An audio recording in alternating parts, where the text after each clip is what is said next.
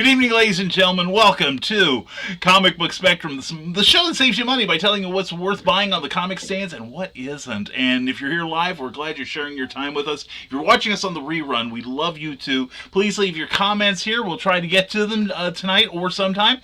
And also, please enjoy the rest of the show and get your bingo cards ready, everyone. We've been planning for tonight.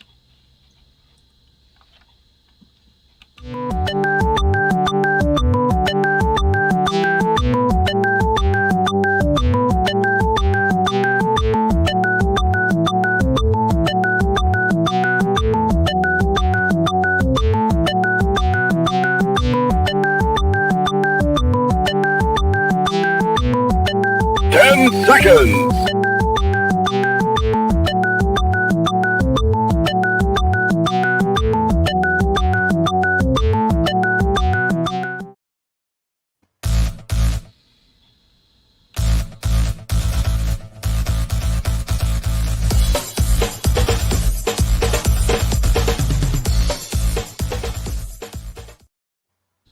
Now comes the part where we throw our heads back and laugh. Ready? Ready! How dare you!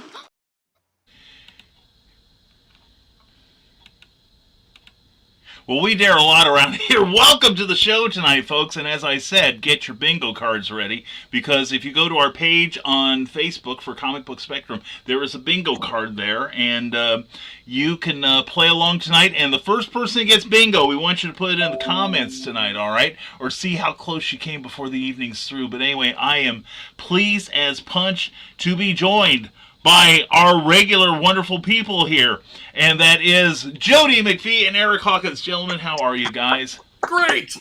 Excellent. You ready for bingo night tonight? I am, and if someone wins, I will send them a special prize. Oh, there you go, folks. The pressure is now on. The pressure is on. And we're missing two people, so yeah, but they get a free space. I read the numbers. So far. There is one bingo that's possible. Yes, there is. There is. But the question is, will it happen? That's true. We're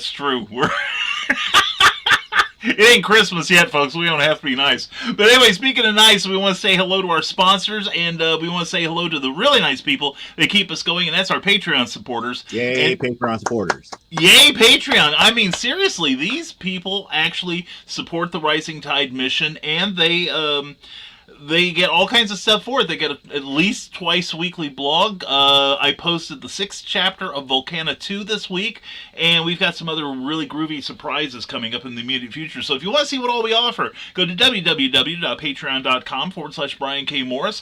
And Eric has a Patreon account as well. Joe, do you have one? Mm-mm. Oh, you need to get one. Man. I Seriously. do. And in October, I put out a Patreon exclusive 4-page comic, Hounds of God. That's good stuff. And actually, hey, look at this. Hold on. Share my screen real quick. Yeah, gladly. Oh, and speaking of comics, I want to... Just briefly.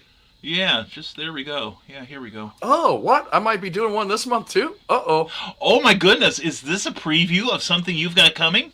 Yes. Golly. And gosh, I can't wait. Ship. Look at that tall ship. Isn't that beautiful? That's wonderfully rendered. Thank you. Okay. Stop sharing. Yeah, and yes, dear. But anyway, where can people? What is your account tag? Where can people get you? Like I'm Brian K. Morris on there. E. Hawkins 1971. Just click the link tree. I mean, check the link tree. It's right on there. Holy it is E. Hawkins. Yeah. Holy cats, how convenient has Eric made it for you, the buying public, I'm telling you. But anyway, also we want to have a couple of thank you. Here's one to Rising Tide Publications, because I said so. And secondly, Plasma Fire Graphics, so the look of your book matters to you.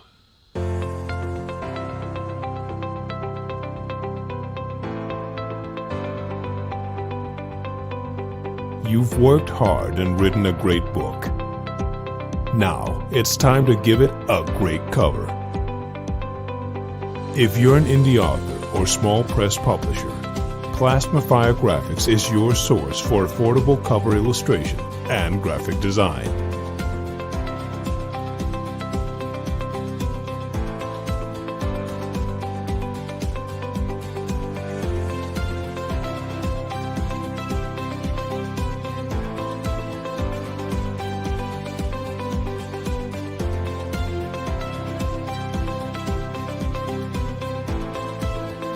Plasma Fire Graphics, when the look of your book matters to you.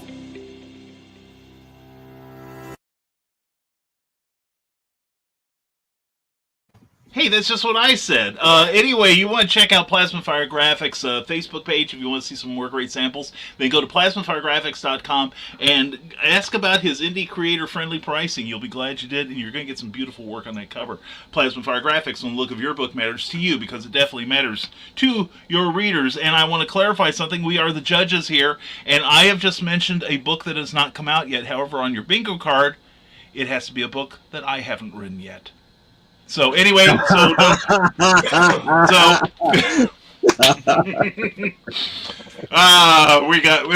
set the tone for the evening, I fear. But anyway, let's get to the comments here. And first one in the door, of course, is the lovely and delightful Donna Carly Mwah saunters in and sits, looks at her watch, won't be long now. And we were talking just before we went on the air, the center space. Y'all. I will let everyone. I think we can let everyone mark it because Brian is not here yet. Mm-hmm. That's pretty square. Yeah, that's true. Now if they really want to make sure we get it, we ought to make multiples of these. But we start late. And we were strategizing, so that's why we were a little late tonight. But anyway, Carl Witzman, like us, hopes everyone has their bingo cards ready. Thank you, Carl. And by the way, Carl, thank you for letting me know. There's going to be an Ollie's opening in Champaign, Illinois, at the and you'll see the ghost of Office Depot's past there. Yup, says Donna. And here we go. Keep your hands and feet inside the ride at all times. And remember, you have to be this tall to ride Brian. Anyway, Carl Witzman, where is everyone tonight? Even our late people are late. See, we should put that on the center square. And 4 minutes past 2, don't make me come. This is Carl. I was trying to keep your evening free, so we did get here before 5 after. And we were just having too much fun. And Carl was halfway to the green room. He's practicing earlier. If you're on Uncle Carl's Secret Humor page on Facebook, you'll know what that is. And we know who this is. This is Lissy. Hey, everyone. Hey, mwah. Glad to see you, Lissy. I hope you're doing well, hon. And Jennifer Hawkins, mwah to you. Hope you are doing well, too. Everyone's saying hello. And there's already one free space. There you go. We're allowing it. And can we get bingo with Clyde and Rodman both gone? Yes, there is one possibility, according to Joe. And he's right. We checked it out. And there's a superhero right there, Ted Davies. Glad to see you, my friend. Check out his broadcast on Tuesdays and Thursdays at 10 a.m. Eastern Time. The Thursday one with Glenn B. Fleming. And we can if Clyde has a beard tonight. Well, he might have a beard, but we can't see it. So anyway, and I see Star Island Art today. Oh, cool. I got to watch that. And I can make dogs bark. We already have one person waiting. If I muzzle him. That's right. And finds a misspelling. How can Joe D disappear off screen? He goes into screens all the time. Just give him something that pisses him off. Like mine says screen. I don't know what you're talking about. Oh, let's see here. No, mine says screen. Yeah. Quick, replace that. Quick, replace that. Yeah. You have to refresh it now. Then it should say screen. Okay, let me try that on here because I've got the thing up to remind me it's there. So yeah. Okay. So. And let's see. Yeah, I hate to make a liar out of you, but yes, it does say off screen. And the thing is, I have short-term memory problems, so that's the way it's always been. And someone called Clyde. In fact, every one of you should call someone that might be interested in comics and have them come over, and they can watch us see how we do. And do it. Go make the dogs bark. We have an enabler in the group, and it isn't me for once. And can't refresh my printed page, says Donna. Donna, don't let anyone tell you what you can or cannot do. See how quick I got that change, though? I saw that. That's pretty good. That was really fast. I'm proud of you. Oh, but no, definitely check out the. I think it's going to start in April or so. Eric's got a brand new comic book coming out then, and I did the edit on it today, and chef's kiss. Is all April? No, that's the one that I'm shipping in February. Ooh, okay, cool. Yeah, Zombie Full Adventures. We've already funded it. I got sent it to the printer this weekend, and it comes back. Oh, that means February I get to see Becky Thatcher in her full glory. Mm-hmm. Mm-hmm. Yes, you do. So do I. I inadvertently became the star of the book, I think. Yeah. And I misspelled originally. I have to go check now. You're right back. Now we made Carl doubt himself. Darn it. Oh, man. Oh, so anyway, and don't forget, folks, please check out the Facebook page for Comic Book Spectrum, where we post a lot of reviews that don't show up during the show. So that's where I'm doing most of my reviews now. But if only 3 of us are here, I've got time to do a review tonight. Yay! Anyway, we'll see. It depends on the comic. Anyway, so we caught up with the comments as everyone is. She is trying her best to make the dogs bark. Yeah, I'm pretty sure I heard the doorbell, and I know that was her. Uh-huh. They didn't care, and she's in there howling, but they're not barking. Here's a clue, Lissy. I want to point out one thing. The line that you can still fill out with just 3 of us here, that isn't part of it. Anyway, we got to work on some others this week. You know, show starts late. Brian makes a directorial mistake, that sort of thing. You know, it's I think I could probably fill a whole card just by myself. So all those foobars I do on here. So anyway, who would like to go first with a review of their comic book? I can. Okay. I think you should too. All right, we're going to give Eric the floor and all the dirt on it. And Eric Hawkins, take it away, my friend, and tell everybody who you are and why you're so amazing. This does not count as a square because he's doing a review. That's right. We're watching you people. I'm Eric Hawkins. I'm an independent comic creator, best known for the Zombie World of Oz. And over that shoulder. When we just, I got my proof back from my editor on Zombie Full Adventures, and he seemed to like it, so I changed a little bit of stuff, and get it out to the printer this weekend. Quite a bit. I liked it. And it will not be shipping till February because shipping sucks right now. I got stuff going all over the country before it comes to me. But I'll show you what did come in this week, even though I ordered like 3 weeks ago. Oh my God! Toto in the Basket, exclusive to the Funko Shop. Oh, nice. And I awesome. believe almost all the proceeds for this went to the ASPCA. Oh, that reminds me, Eric. Very cool. Very cool. I did get this, and Oh, you here we probably go. would enjoy this. Oh, yeah. Oh, yeah. Finally got the Baroness. Nice. That's cool. That's beautiful. Very cool. Thank you, Joe. Yeah. That's very awesome. All right. I also got this week. Comics Unlimited. Yay! There's an article with written by Joe in here. I Super. think that was it right there, I bet. Yep. Yeah, that's it right there. Oh, nice. And almost everybody here, usually here on Comic Book Spectrum has their pictures on this page, including myself. Shut your mouth and listen to your comic elders. I like that. Yeah, listen to the wise words of a certain person that's in the chat right now. Exactly. So go out to Amazon and buy this and leave a review because I left a review today. Beautiful. You should always, folks, this is a real quick editorial here while Eric's getting ready. Whenever you read something or buy something, always leave a review because, as I said somewhere else, it helps the algorithms. So also leave a review for this show on Facebook and tell everybody how much you love it and give it 6 stars out of 5. So anyway, at an end of editorial. Back to you, Eric. I also picked up the second issue of Batman and Joker, the Deadly Duo. I have not read it yet. That's pretty. Because I picked up the very last issue of IDW's G.I. Joe, number 300. Yay. Wow. Not only is it the last issue, it has the record for the most characters on a single cover. I would say.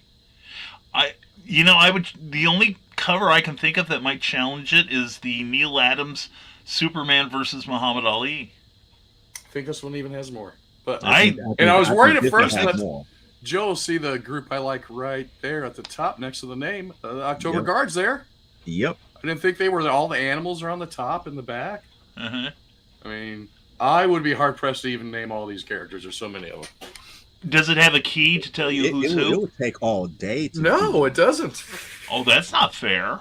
No, it would take all day to do something like that. There was a lot of characters in G.I. Joe. Oh yeah, Hell yeah. of a lot. I bet I can name two that aren't there, maybe three. GI Joe characters. Yeah. Well, they were actual G.I. Joes, and one did appear in the comic. Which one? Sergeant Sergeant Slaughter. He's there. Is he? Okay, excellent. Now, two who did... Well, one actually appeared in a Who's Who of G.I. Joe. They had a 4-issue series that was kind of like the Handbook of the Marvel Universe. They listed talking about Rocky Orlando. Balboa. Oh, he never made it to the team because of legal issues. Right. And the third I'm thinking of, who was not in any of the comics or the cartoons, but he did have his own G.I. Joe doll, William Refrigerator Perry. Probably won't count. Yeah, with the iron football on a sling. Yes. I don't know. Yes. I don't think he did make it to the comics, but I did have the figure, which I sold recently. Uh-huh. I still have my Refrigerator Perry figure. I have mine out of the package. Someone gave it to me, so. Hey, we don't have Perry, but we got a Big Lob. Yeah, Big Blob. Big Blob makes this move. Aggressive offense. Damn, I'm giving this an 11 just for the cover. Well, there's tons of characters here. Now sadly, G.I. Joe was my jam back in the 80s. Mm-hmm. I mean, I religiously I read that. When it switched studios a couple times, I bought it. I didn't follow it as much. And this is probably maybe the third IDW one I picked up. I But- definitely hated the Image one. The Image one was not good. I mean, it just IDW did bring Larry Hama back, and Larry Hama did write this. Artist is S.L. Gallant, with colors by Jay Brown and letters by Neil Yukataki. So, back in 2015, Larry Hama killed off Snake Eyes, my favorite character personally. They've brought Snake Eyes back. Oh, cool. This is not an imitation Snake Eyes. It's not someone else with his memories, but it is a clone of himself. And his memories have been inputted into his brain. Because, of course, they had. Of course, Dr. Mindbender used the brainwave scanner, which was originally created by Dr. Venom. Wasn't it Dr. Venom, Joe? Yep. Joe's my go-to here.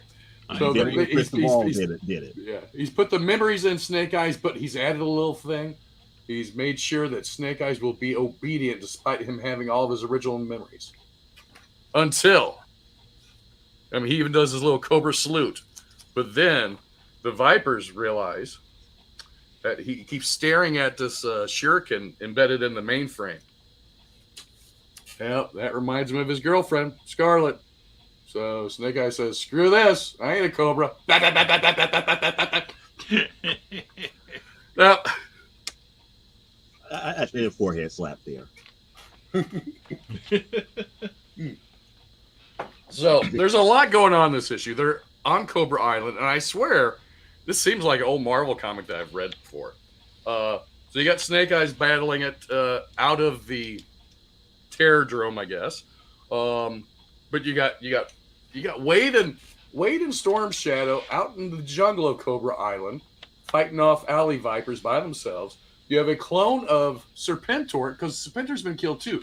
But Mindbender brought a clone of him back, but he is only Genghis Khan now. He's not all the other leaders that he was okay. mixed with. Oh gosh. I mean, you got Shipwreck, you got Cutter. I mean, you got just about everybody in the book too. Now, here's where it gets weird.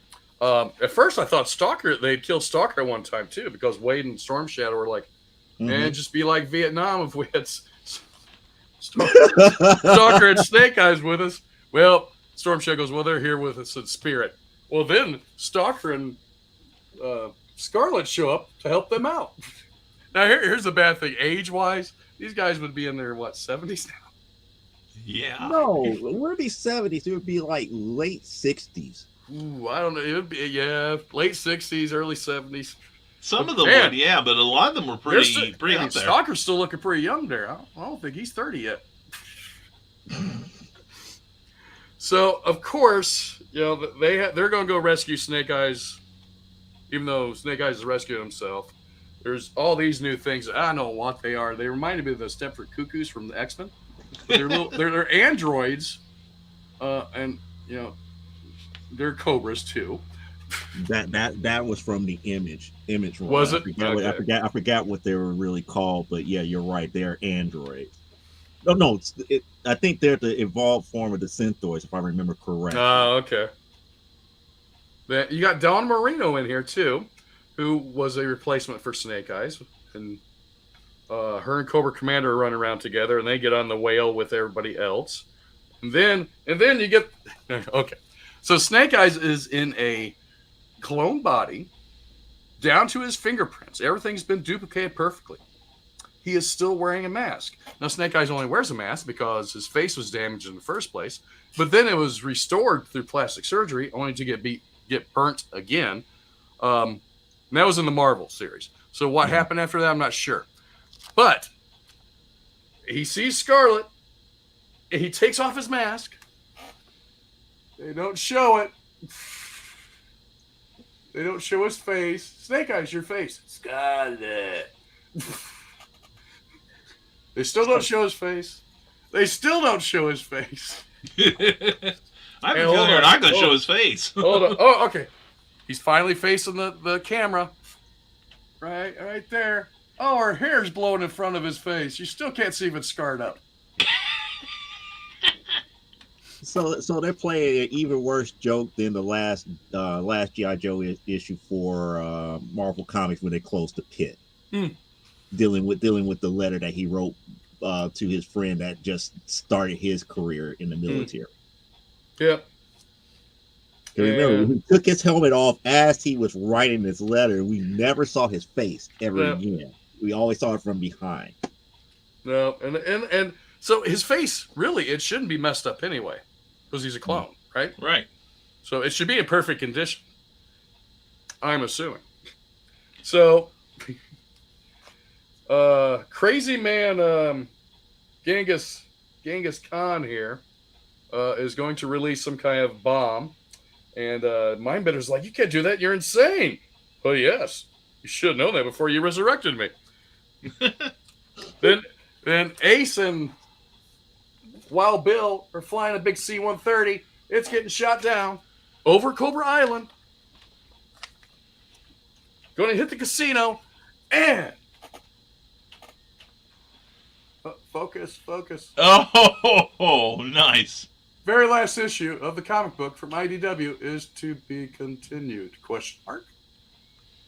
That's how their very last issue ends. On a cliffhanger. Now, wow. I won't read this, but there is a 1, 2. Come on. I do find it funny that the next page after that was a picture of all the Iron Grenadiers in Destro. Oh, I think that was the covers, the different covers there were. Yeah. So it started with. There's quite a few covers. It looks like it's an extra thicker book too, isn't it? It's a thicker book. So you got that cover. That to see Baroness and Destro and a lot of the Iron Grenadiers. There's a cover I got, which is the main cover, I do believe. There's 2 more covers. Nice. And I wish you would have found this cover. I really like the way this one looks. This one here. They actually did General Hawk. They actually put General Hawk in the foreground this time. Yep. Now, it looks, you might think it might be J. Scott Campbell, but just an imitation artist. What does it say on the bottom? It's John Royal.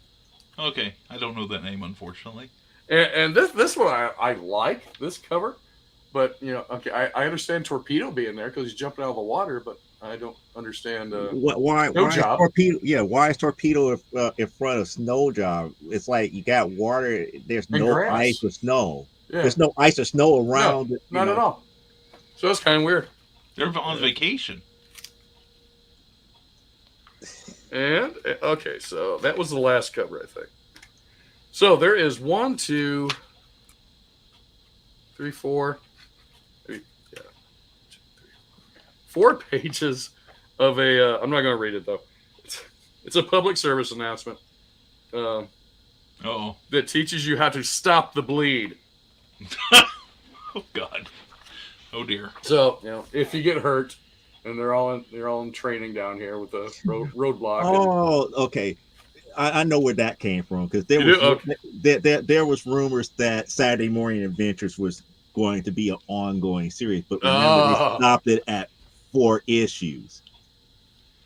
And there's your directions to stop the bleed. There you go. There you go. Right, We share because we care.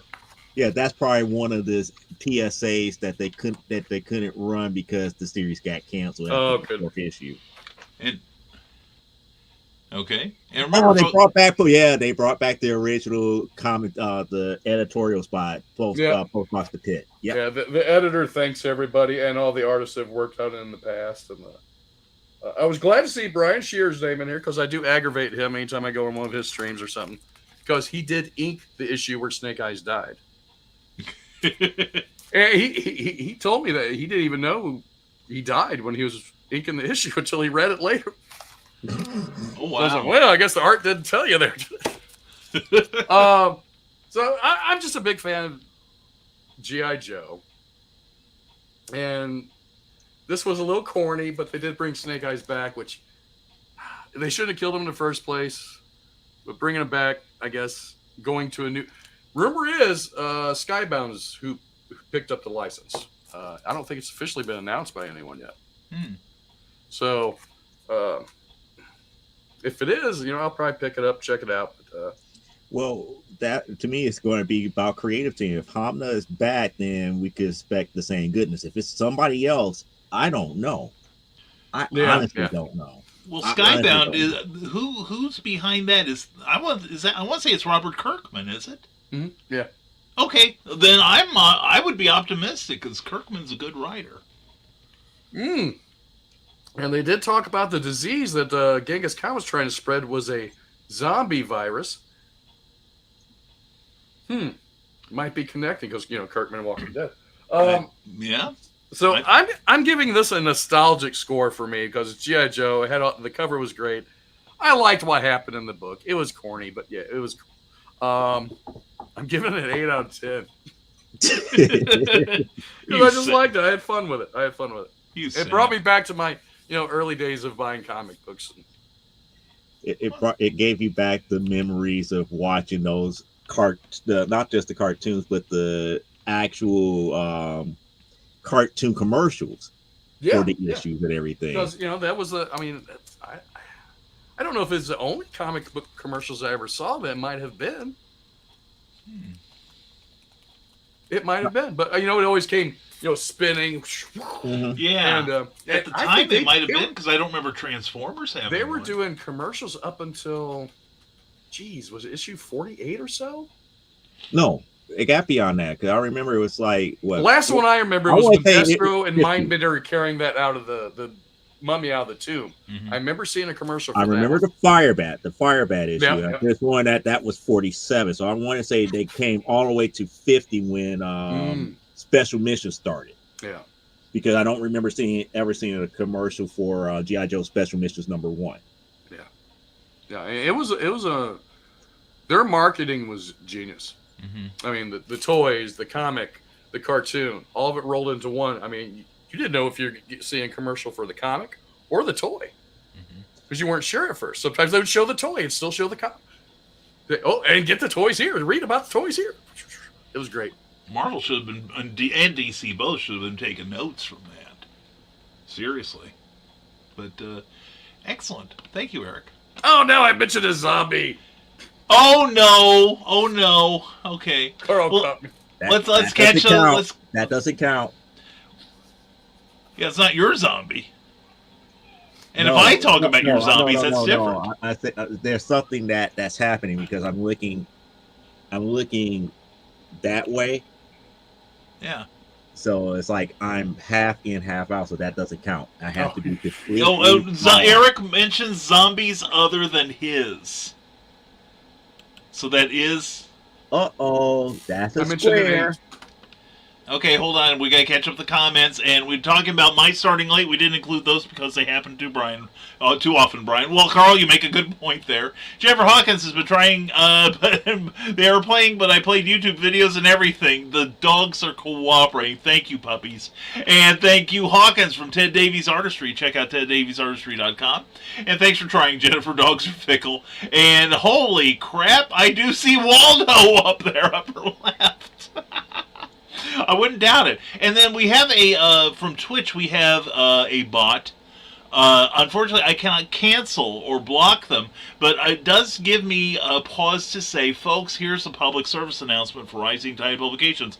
Never get bots to be part of your subscription because YouTube regularly looks for them. And while they're at it, they also clean out the dead accounts, so you actually wind up losing people. So, burn in hell, girls like games, underline UH3. Anyway, and because Androids are better than iPhones. Okay.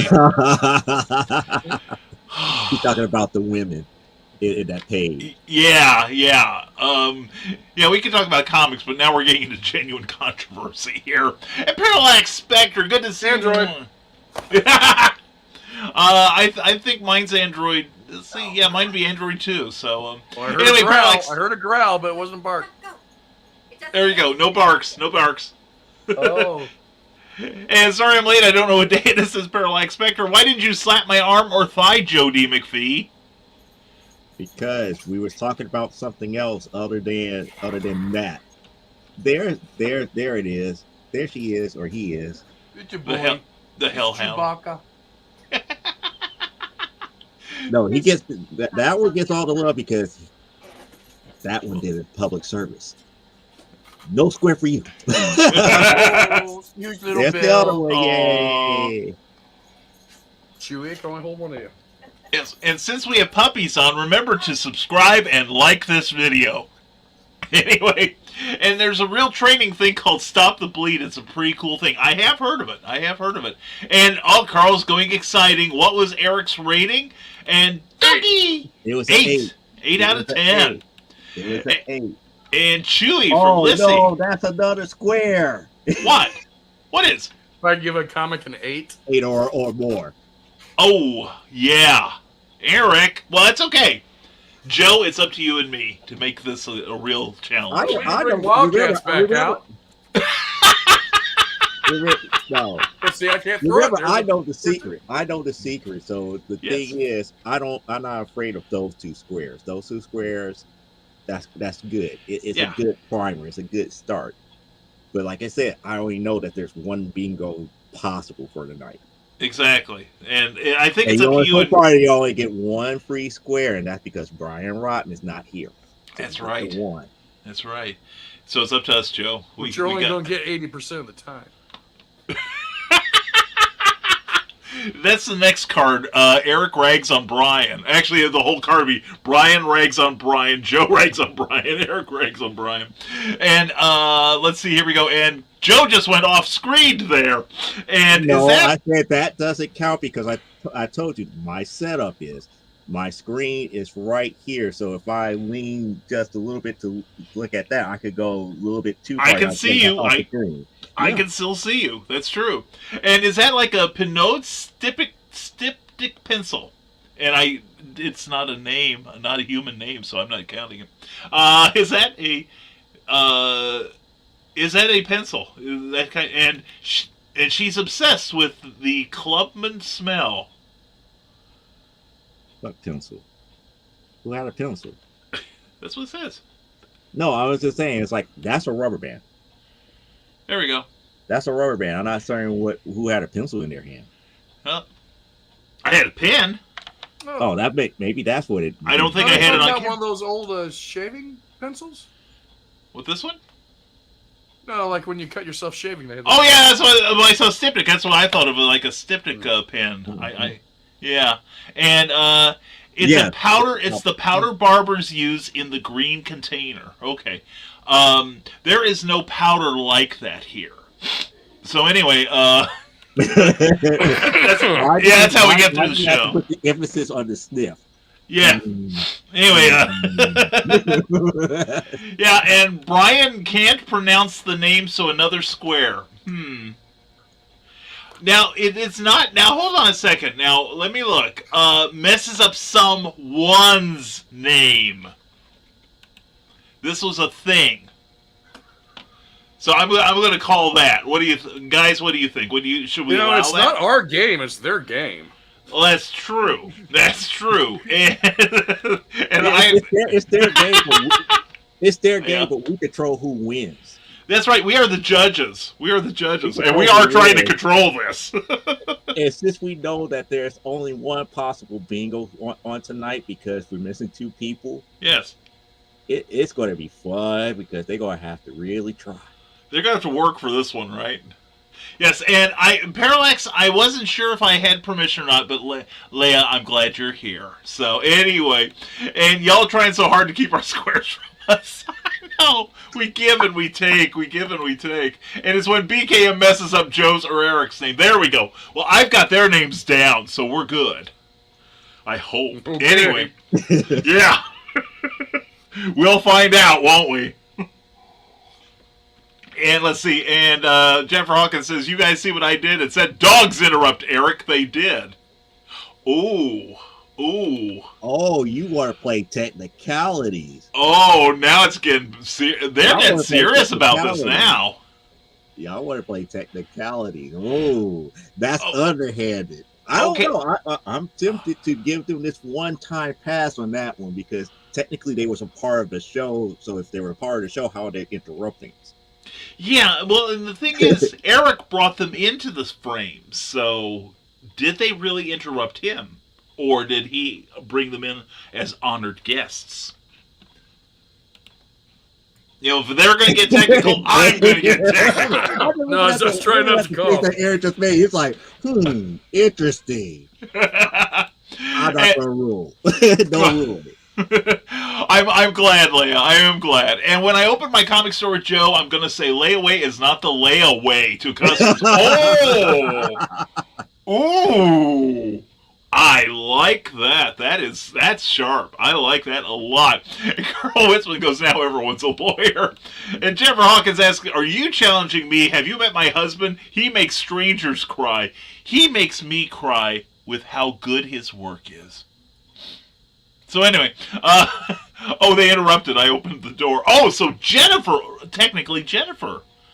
And we're not going to call you a dog, Jennifer. You're a very attractive lady. So see, there's a thing in gaming called rules lawyer. Guess what I used to be. Anyway, and we have got, quote the Raven, Louis Bright Raven. How are you tonight? Glad to see you, my friend. And you want to play dirty? I can play dirty. I like it. Come here and throw a dog at me is what's going to happen.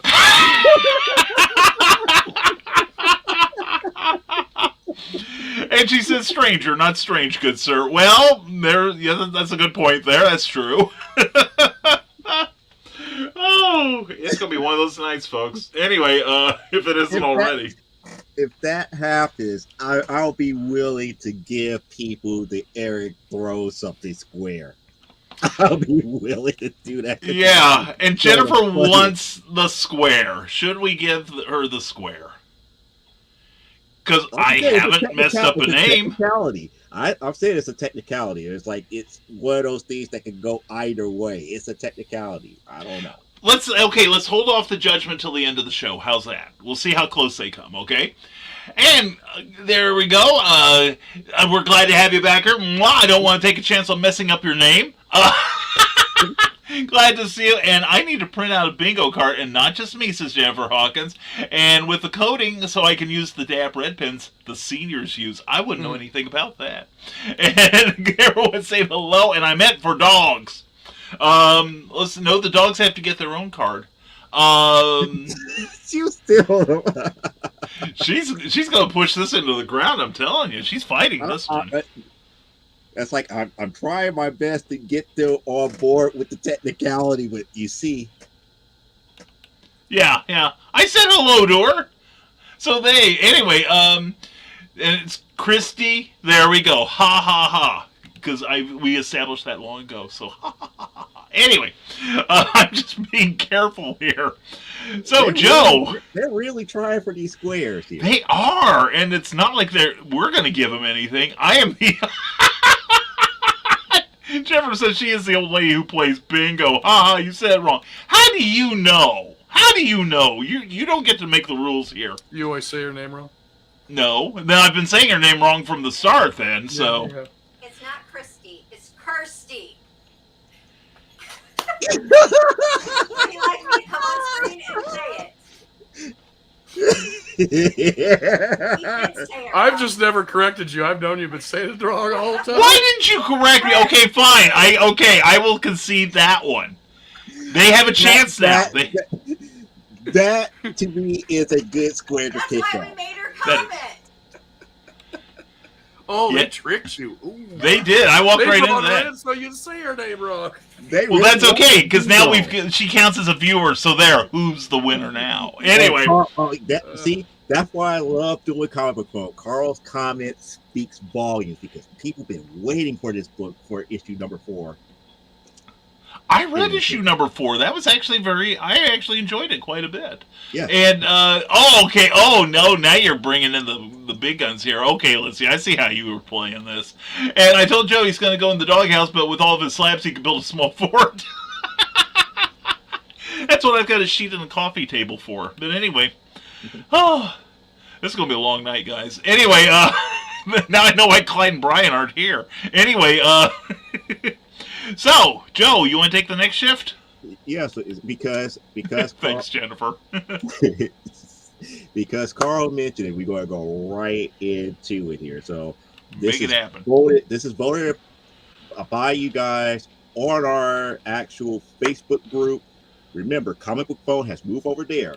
So you need to go out to our Facebook group. The next poll for next week is already up there. Vote for the book that you want me to review here. But as voted by you, tonight's book is a favorite of ours that everybody loves for me to review, and that is 8 Billion Genies number 4. We finally got issue 4 and issue 5, and I think issue 6 as well. I don't think I have the issue 6 as yet, but issue 5 I do have in my midst here. This is the Charles Soule and Ryan Brown written book that everybody seems to have been enjoying so far. We're at the halfway mark, issue number 4 of the series here. Pretty much everything is kind of sort of in order here. So we got Charles Soule with the writing and Ryan Brown with the artwork. Now, quick little refresher here because I know for a fact it's been a minute. Because again, there was a couple of delays here between issue 4 and issue 5. When issue 5 hit, it also made me see issue number 6 come and have it turn around real fast, quick in a hurry. And then they did a reissue of number 1 with kind of like a blank sketch cover with an outline of a genie on it, where you could draw your own genie. Ooh, so cool. There's a lot of 8 billion genie issues out here after the fact that Image said we ain't doing reprints. Guess again, y'all making money. But quick recap here from issue 1 to issue 3 here. Short synopsis. All of a sudden in the world, 8 billion genies show up, which comes to 1 per person on Earth. So each person on Earth ended up getting a genie, and the genie will give them 1 wish of their heart's desire. After so many days after the genies arrived, all these people were making all of these different wishes and everything to that magnitude, and they were being granted. The story that we have in my hands take place with only a select few that was in the bar when all of this had happened. And the bar owner made 1 wish where nothing that happens either outside or inside the bar could affect those that are inside the bar at the time that the wish was made. So that pretty much protects them from anything that was going on. So that pretty much is a safe haven at that point. Now, everybody else was, making different wishes, and everything in the world went to heck in a handbasket. So as we go along, we're finding out from different people who was in the bar when all of this had happened, some of their backstories and everything to that magnitude. Because we had one wish where this one guy who was like in his drunken stupor, thinking about his family and his son and about how he did, how he couldn't take care of his son the way that he deserves, used his wish to wish his mother back. And other people start wishing for other things, like this one woman wished that the one guy that she was madly in love with would love her the same way as she did him. However, that wish had its consequences and everything. And as we went along, we started to learn the rules about the wishes. Some of the things that we learned about, if somebody wished the exact same thing that you did, they get canceled. If your wish brings back or affects another person and you end up dying, the wish gets canceled out. Meaning that if you wish to bring, let's say, if you wish to bring back like your mother or something of that magnitude, and you end up dying, your mother dies as well, because the wish, the wish holder at that point passes away. So those are the kind of things that was going on. So you have to be very, very, very careful about what you wish for at the time and everything. So with those rules in order and everything, we had one individual who wished, all the powers that he needs to survive the world outside, where he can go and see what was going on. He does that. He goes outside. He comes back and reports about how everything is in, a hell in a handbasket outside. Now, mind you, the father and the little kid that was there, after the mother, comes back to life because of the father's wish and everything, the little kid was sitting there, he was thinking and plotting and all this other stuff about what he's going to do for his wish. And he had a very noble wish. And this is where issue number 3 ends off with. His wish was similar to the guy who went out to the world. He created this superhero persona with similar powers that the other guy had. And he wanted those powers to go outside into the world, for he could find another place for him and his parents. For he wanted to protect his parents, as well as find another place for them to live safely while all this stuff is happening. His wish was granted, and he finally goes into the outside world. So we start off with issue number 4, with what ended up happening towards the tail end. He ended up meeting up with a superhero group.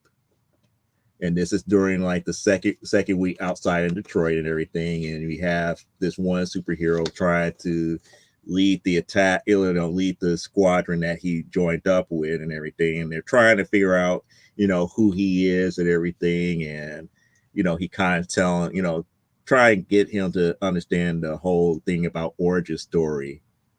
And he gave himself the name of Sunman. Not sun as in S-U-N, it's S-O-N. Sunman. So, as they were going around trying to save as many people as possible, doing the altruistic thing and everything, there's also other people who wish to be supervillains, and they end up getting to kind of like a fight with supervillains that wish to be supervillains and everything, and one thing led to another. However, back at the bar, we get a bombshell that gets dropped a little bit later here, because they're looking at the supplies and seeing what more do they need to survive and everything while they're at the bar and everything to that magnitude. And they're checking outside, they're seeing all the stuff that's happening and everything. The mother who was brought back to life, being worried about her 12-year-old son being out there. The D was reassuring that he's still alive, this, that, and the other. His the power sets that he wished for would allow him to survive what's going on as of right now.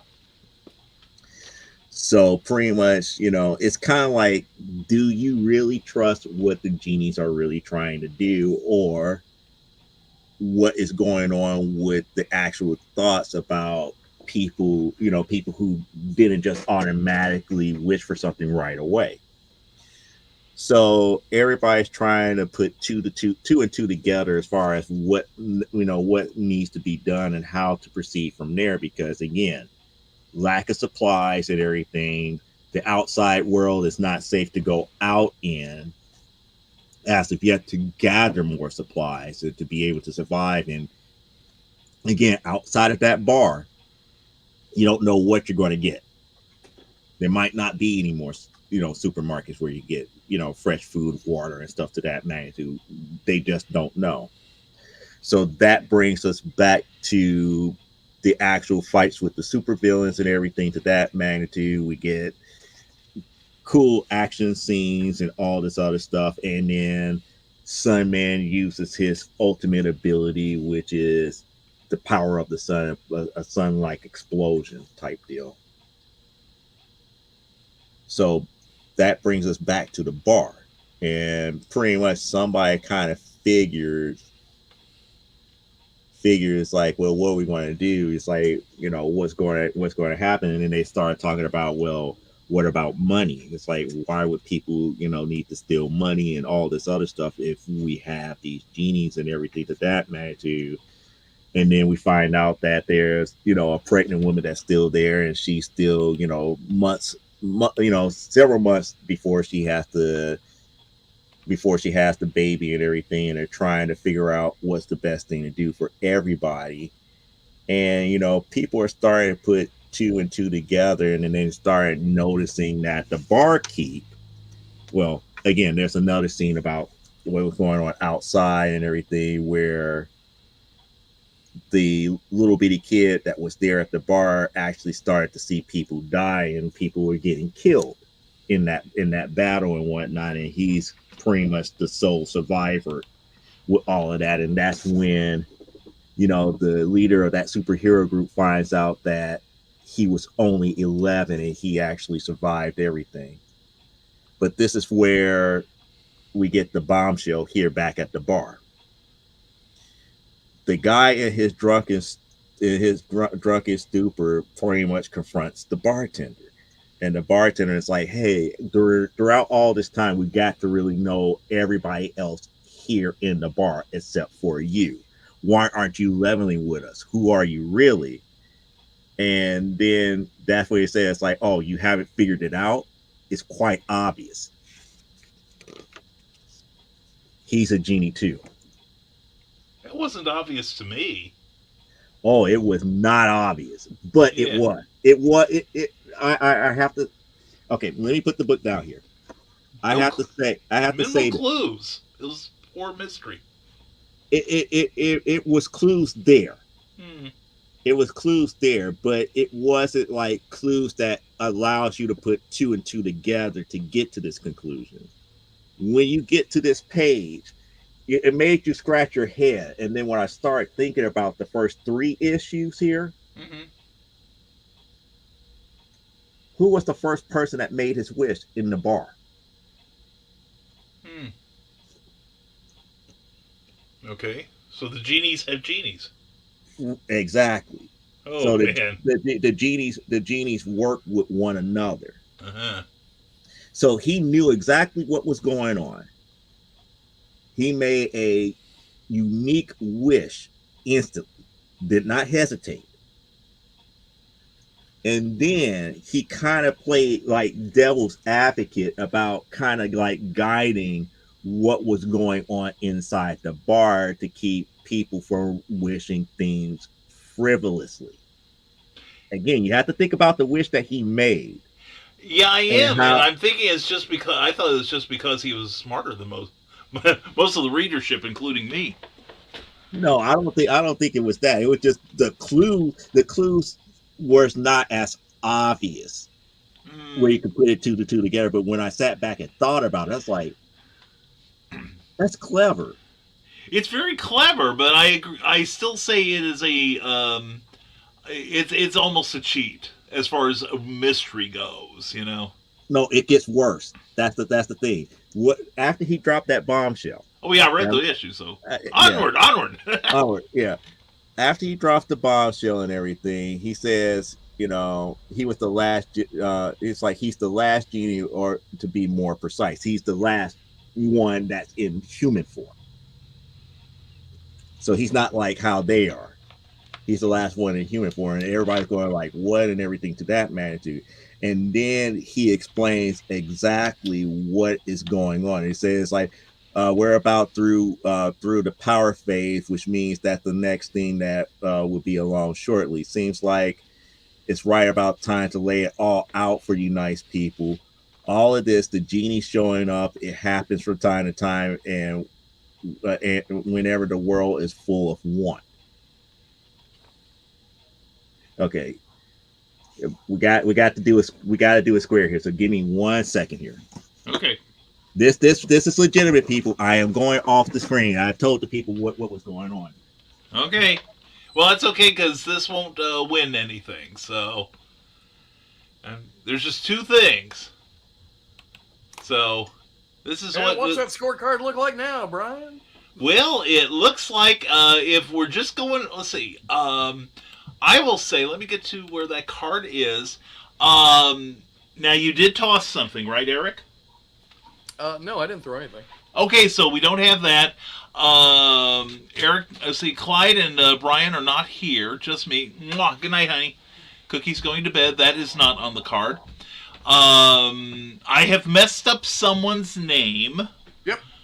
I mentioned a zombie. And Joe has just disappeared on screen.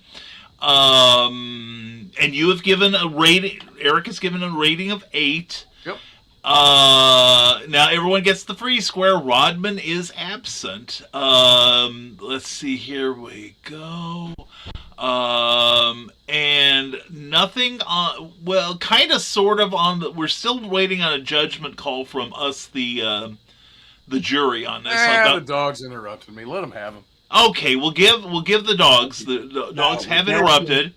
And now with that being stated here. Oh, and Clyde did give a rating of 4 or lower because he's not here. Yep.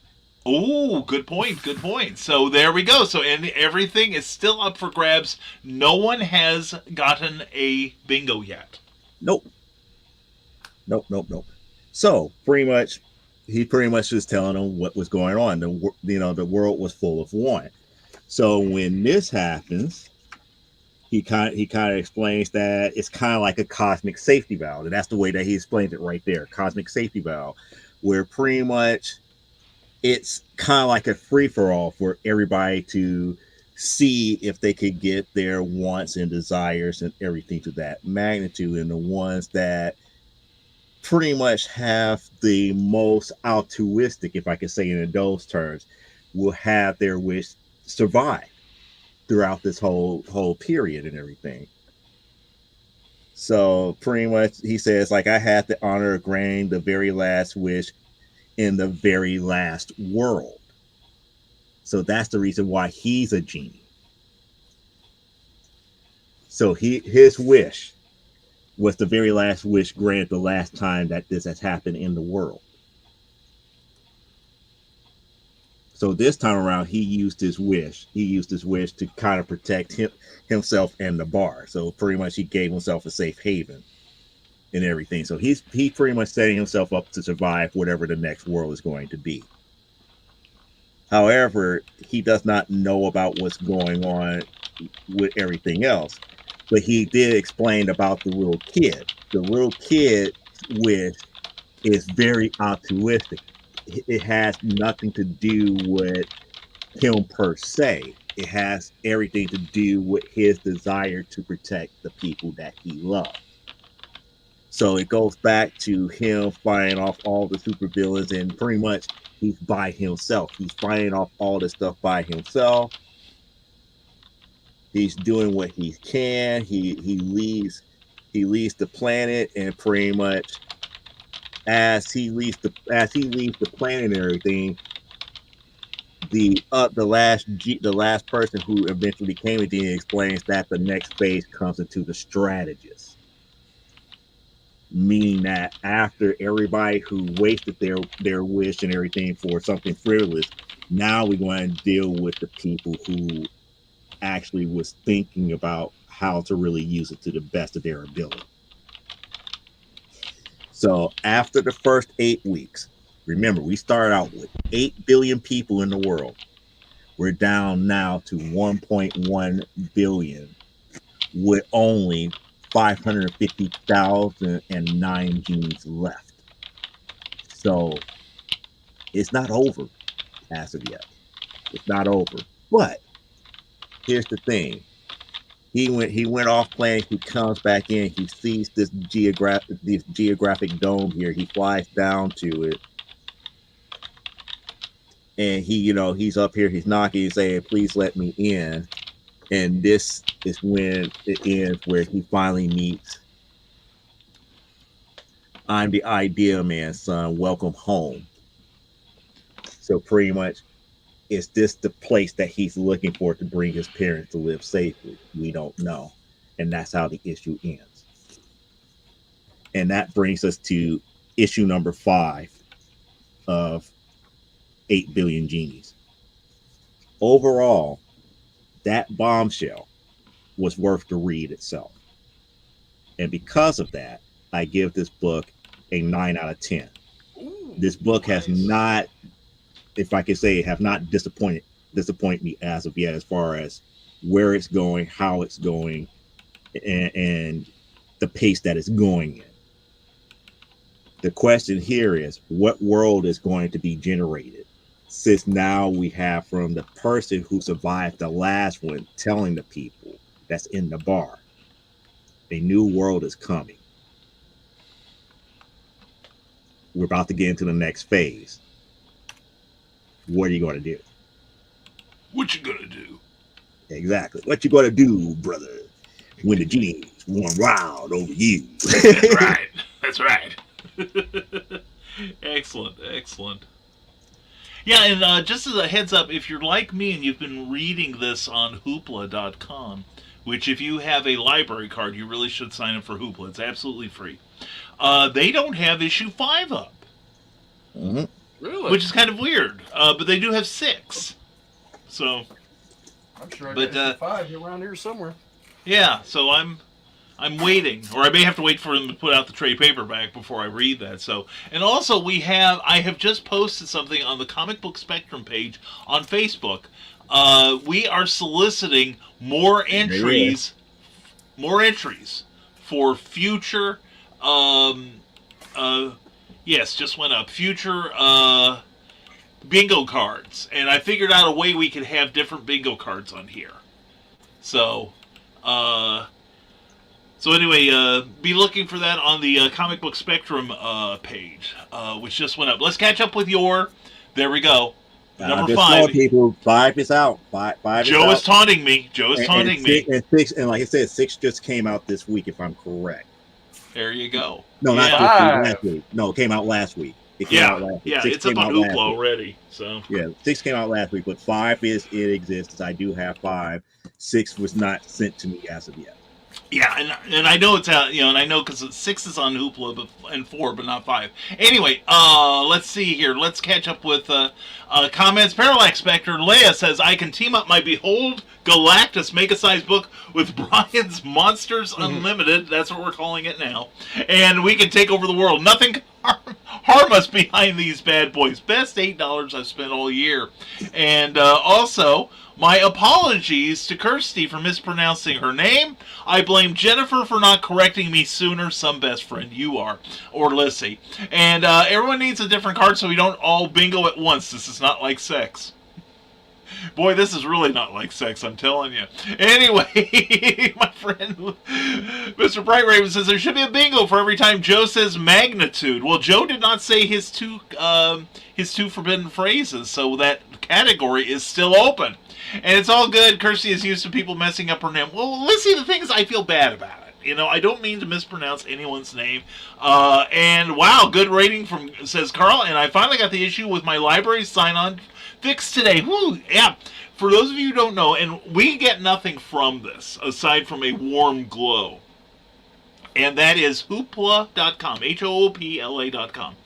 And if you have a library card and your library subscribes to it, i.e. helps fund it, you can check up to 30 items per month. That includes comic books, individual comics that are offered on there. For instance, Archie has been reprinting a lot of their 70s and 60s material. Oh, wow. Yeah, that's been a trip to read that. Jennifer did catch Joe. You said that being said. I don't remember. We'll have to review the tape. I don't remember hearing that. So anyway, we can even allow that because you still have one more thing. You still have one more thing you have not said, and that is bean counters. I'm not trying to help them out. I'm not either. It's us versus them, I'm telling you. If they would have voted for a DC comic, he would have said it. Yeah, see, it's the audience is living with your choices. You know, there are consequences to your actions, people. And whoever put me in the library database put an extra space in my library number so I could not sign in. Oh boy, that's not helpful. Clyde? Yeah, no, he doesn't. Carl, we can blame the Danville Public Library system for that. So anyway, but we're glad you're on there, Carl. You're in for a treat. You really are. And I can say it. With that being said, I will do. I'm giving people technicalities because again, I probably did say those 3 words, but not in that succession. That's true. That's true. I was listening. I don't remember hearing it. So I remember I said the word that, and then it has to be all together because right. Yes. But I said those 3 words, but not in succession. That's right. And he just said. So there you go. So anyway, I'm actually going to do an on-air since we have some of the time. I'm going to do an on-air review for this week. Yay! Yay! Just what everyone's going. Oh, great. Anyway, no. Stuff that came out this week, and I will be reviewing some, if not all of it, on our Facebook page. Please check it out because we go into a little more detail. And I want to thank everyone that participated in this week's discussion of the graphic novel Gender Queer. I wasn't sure what kind of response we'd get from it. But everyone was very well behaved, and I want to thank everyone, particularly Randy Zimmerman, for really adding to the conversation. I think it's a conversation that should be had. And you can check that out on our Facebook page. And that's what we'll say about that. Let's see. Oh, and I got to introduce myself, right? Mm-hmm. I'm Brian K. Morris, independent publisher, Facebook famous YouTuber, and former mortician's assistant. Let me hold up a book. I had nothing to do with this one, and it's not coming out from me. Ha ha ha. So anyway, but I write comics. In fact, I just no, I can't say it. I can't say that either. But anyway, there's a whole lot of stuff I can't say, but follow me at www.risingtide.pub. And you'll find out all the stuff I can't say this week. And also I'm also a frequent contributor to the Comic Book Spectrum page. And what came out this week? On my Kindle, which of course is in the other room, Monkey Prince #9.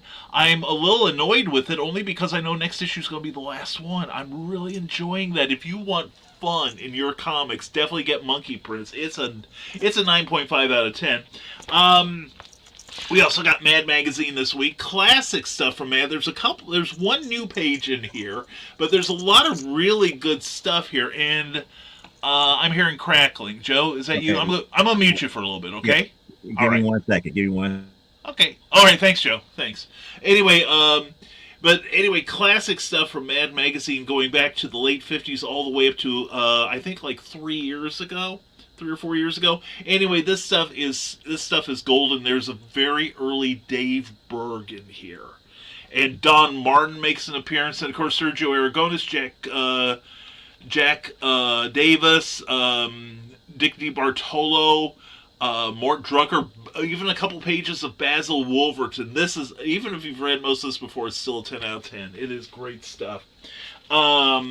final issue of the Blue Flame. We will be reviewing it this week online. And kind of like the end, this is the final issue. Kind of like the ending. Kind of didn't like it, but it's kind of a Schrodinger's cat kind of thing.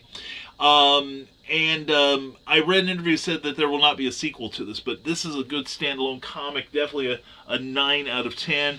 We're leading up to the final issue of Dark Crisis at DC. And, of course, they don't have one character on there. You know who I'm talking about.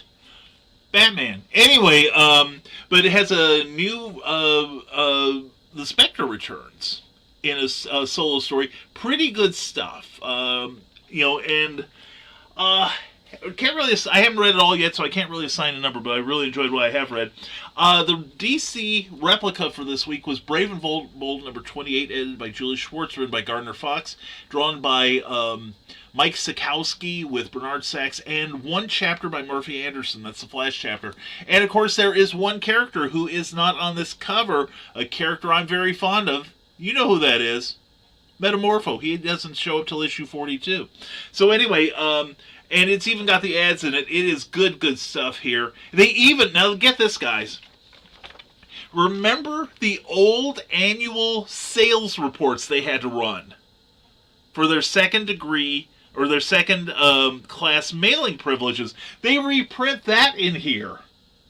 But they don't reprint any of the numbers, unfortunately. They didn't have to do that till like about a couple years later after this was originally produced. This is from 1960. So, yes, the JLA has been around since 1960. And this is, you can tell it's old because Aquaman has yellow gloves. So anyway, this is... Hold that back up. Yes, sir. So, you've seen me show those Funko comic covers? Yes! They got one of those. Oh, really? Who's the Funko with it? It's mini ones of all of them. Really? I saw it yesterday. Ooh. They had a little mini Flash, little mini Martian Manhunter, little Green Lantern, little Aquaman, a little Wonder Woman. They're like nice. the keychain size ones, but they're in the comic size case. Oh, with that cover in the background and Starro on it in it too. It looked really cool. Oh, I bet it did. Thank you, Eric. Yeah, those have been calling my name. Fortunately for me, Cookie's been around and been able to talk me down. But anyway, these are a lot of fun. If you want to see what the old comics look like from cover to cover, that's definitely what you need to get. Now, what I'm going to review this week, I'm big on education. That's what the Rising Tide mission is about. And some of my favorite books are coming from Tomorrow's Who. Full disclosure, I work for them. And in fact, I have a contribution in this issue. We're talking Alter Ego number 179. It is it's got the highest number of any of the Tomorrow's publications. This is edited by Roy Thomas, my pal. And anyway, this issue obviously is the 61st anniversary of Stan Lee's and Jack Kirby's Fantastic Four number 1. And it's also a celebration of what would have been Stan Lee's 100th birthday. Now, what's the big deal about Alter Ego? Alter Ego covers comic books from the Golden Age to about 1970 or so. And this issue focuses pretty much exclusively on, with a couple of exceptions, on the Fantastic Four, the very early Fantastic Four. There is some speculation about the history of the Fantastic Four number 1, profusely illustrated. And there's also some little really cool things in here. There's some neat little ads in here, including Abrams Comic Arts has just released a book on the Marvel value stamps, the history of those. Those are little stamps that appeared like around 1972, 73. And the idea was you clipped them out of, you physically cut them out of your comic book, and you were to put them in like a stamp book, and you were supposed to get fabulous prizes and didn't. But anyway, some real treasures in here. Like, did you know Jack Kirby and Joe Simon drew for the Popes? How about that, huh? That's total Kirby right there. There's also a page you get to see the original, unedited, a replica of the unedited cover of Fantastic Four number 1. all kinds of wonderful art. An article on George Klein, who for years was the main inker on Kurt Swan during most of the 60s, Kurt Swan's Superman. And then he went back to Marvel, where he inked like the Avengers and Daredevil. Really, really beautiful stuff. Fantastic artist, really nice man. We've got a detailed analysis of the original art of Fantastic Four #3, which was the very first Miracle Man, not to be confused with the Mick Anglo character. Just all kinds of really good stuff. And also talking about issue 4 of Submariner, where Namor was found as an amnesiac in the New York Bowery. There's an article here that describes the Bowery as how it would have been at that time. Also an article by Will Murray, a great comics historian. Lots of art from the Golden Age and Plastic Age of comics. And what else here? Oh, and here's the article I had a hand in. The Lee Thomas Spider-Man emails. For many years, there was an amazing Spider-Man comic strip, which just ended a few years ago. And Roy Thomas was ghostwriting the script for Stan. Stan was still editing. And I had the privilege of retyping Stan's emails to Roy about how the strip was being run. And it was a fantastic experience. A lot of fun. And a really interesting glimpse into the relationship between Stan the Man and his right-hand guy, Roy. And the deep friendship they shared for all the years. I really feel privileged to have been able to do that, to help retype the article. Plus, John... I've already mispronounced the name. We'll go for 2. John Cimino, a good friend of Roy's, has an article on the top 10 Stan Lee stories of all times, which I can't dispute any of them, and they made a lot of sense. And then they have some stuff that's not pertaining to FF #1, such as an article by Michael T. Gilbert on Sick magazine, which was a competitor to Mad way back in the day. A very interesting letter column. And also, the backup is the Fawcett Collectors of America. So if you're into the old Fawcett comics with Captain Marvel, Mary Marvel, Spy Smasher, and all those groovy guys and gals, check them out. And this is always a good read. This one especially, because I'm really into the early Marvel stuff. And it is $10.95. But you're going to get your money's worth. There's a lot of articles, a lot of art, a beautiful amount of art, and it is beautifully designed, and it's worth getting. Definitely worth getting, especially if you're a Fantastic Four fan, Jack Kirby fan. If you just love comics, this is a great magazine to start getting. It's Alter Ego 179, 10 out of 10 for sure. And your local comic shop can get it. You can also get subscriptions at twomorrows.com, and it's a month. I don't think it's monthly. I think it once was. It's now bi-monthly. It's bi-monthly. So, but check it out. You will enjoy it. That's a 10 out of 10. We'll probably have more on it on the Comic Book Spectrum page later this week. So we're gonna. Okay. So it's safe to come back, Joe. All right, let's see. Here we go. Here we go. Wait a second now. Now, Jennifer's really getting hardcore about this, but Lizzie says, I know Joe said that being stated at some point, was ready to market, and he tricked us. And here we go. And wow, I've never had a joke go over this well before. We're building on it. Like I said, I have just, while Joe was talking, I posted, when Eric was talking. No, it's Joe, excuse me. We got to be accurate because they're watching us. I posted on the Comic Book Spectrum page on Facebook that we need more suggestions. And this is where I'm opening all of our vulnerabilities to our audience. And I may have made a mistake. And I'm sure that 75% of them are going to be about me.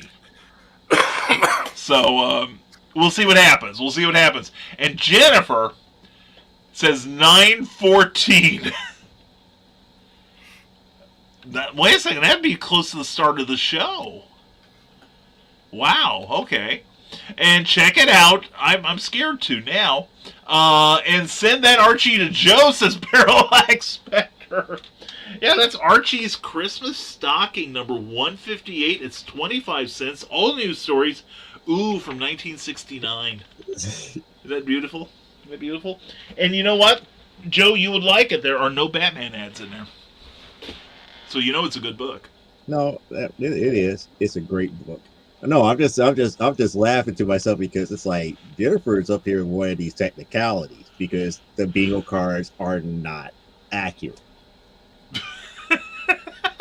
and My fears are way too accurate. Like I did say those words, but not in that succession. But if she's going all the way back to the very beginning, nobody was doing a review.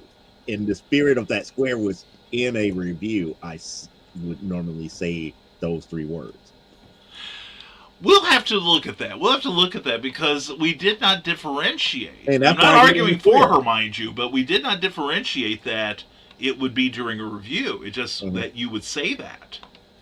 So I only say it during the reviews. That's the reason why I made mention about that. So yeah, and I was hypersensitive to you. I was going to interrupt you if you started to say one of those things. So wrestle you to the ground if no. That's why I say I'm giving them that square because I did say those three words, but not in that succession during the review. But now since she brings it up, she's going back to the very beginning of the show. It's like, you know what?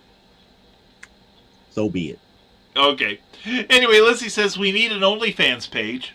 Oh, I mean a fans-only page for the bingo cards so they don't know what they can't say or do. We do need rules. That's exactly what I was thinking. They should never have, they should have shared it within a little group amongst themselves. Yeah, really. Yeah.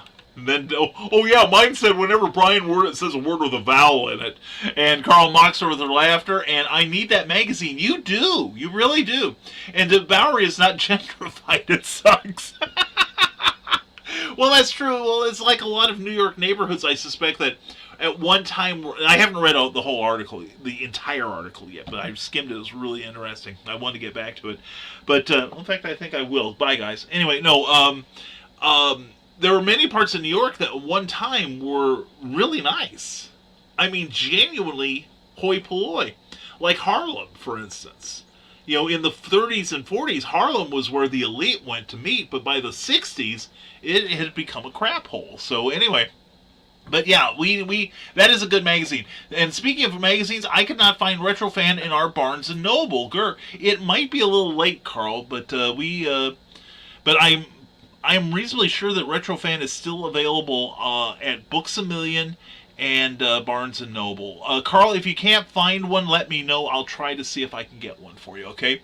And what's that magazine, Sir Brian? I need a copy. And yes, you do. Alter Ego magazine. Now, this is not available in Barnes & Noble or Books A Million to my knowledge. But you can get it through your local comic monger. And mine orders it every other month. And I'm more of a back issue guy. Hey, and quote the Raven there. I love it too. And Michael Urey, for those of you who are interested, posted an update to his health today on his Facebook page. And I'll tell you also, if you check out like the first 3 or 4 years of that magazine, you'll see my byline on a number of articles there. And I love Fantastic Four. Ask Joe. Mm-hmm. Joe, does Leia like Fantastic Four? Yeah, she loves it. Excellent. You're going to dig this issue then. You'll find a lot there. And I added new suggestions. Someone mentions Funko Pops. Oh, you might as well put that in the center square there between all of us. And, I can't hear trying to get the dogs bark. That's it. She misheard you. That's it. Yeah, that's what I'm going to do. I'm going to go away on that. And I want to see Joe with the Zombieful World beanie, Eric with the fez, and Brian with no headgear. That would be odd and different. These two are different. I'm odd. But now, and if I just burned into your screen like a J.J. Abrams film, I apologize in advance. So anyway, and yes, I can't time it either. It was when he was on.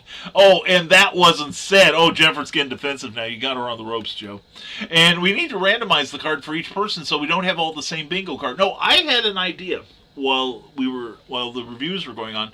What we need to do is issue, like, say, work up a dozen different cards. And there could be repeats, Eric. There could be repeats, because you're the talented one here with that sort of thing, and you started it. Anyway, but we could have like a dozen or so cards, and at the start of everyone, and we number each one.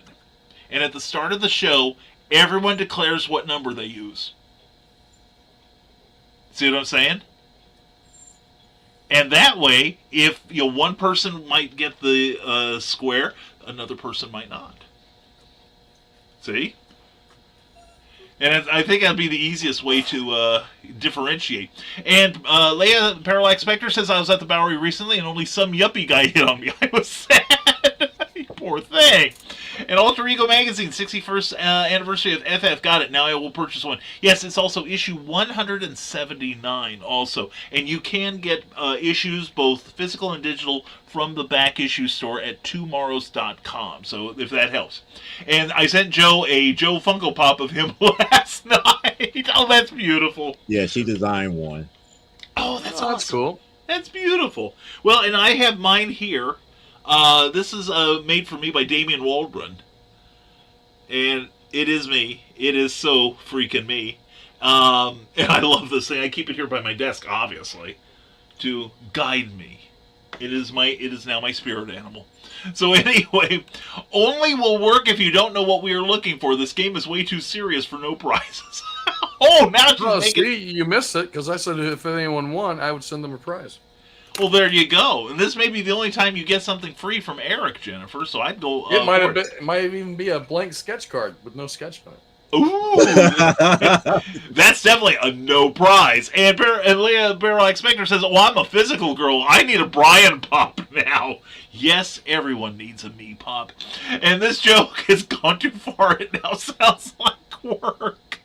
Oh, yeah, no It needs a kidding. lot of work. Yes. It needs a lot of work because for the bingo, there's two things that need to happen. And I don't think it's going to happen tonight.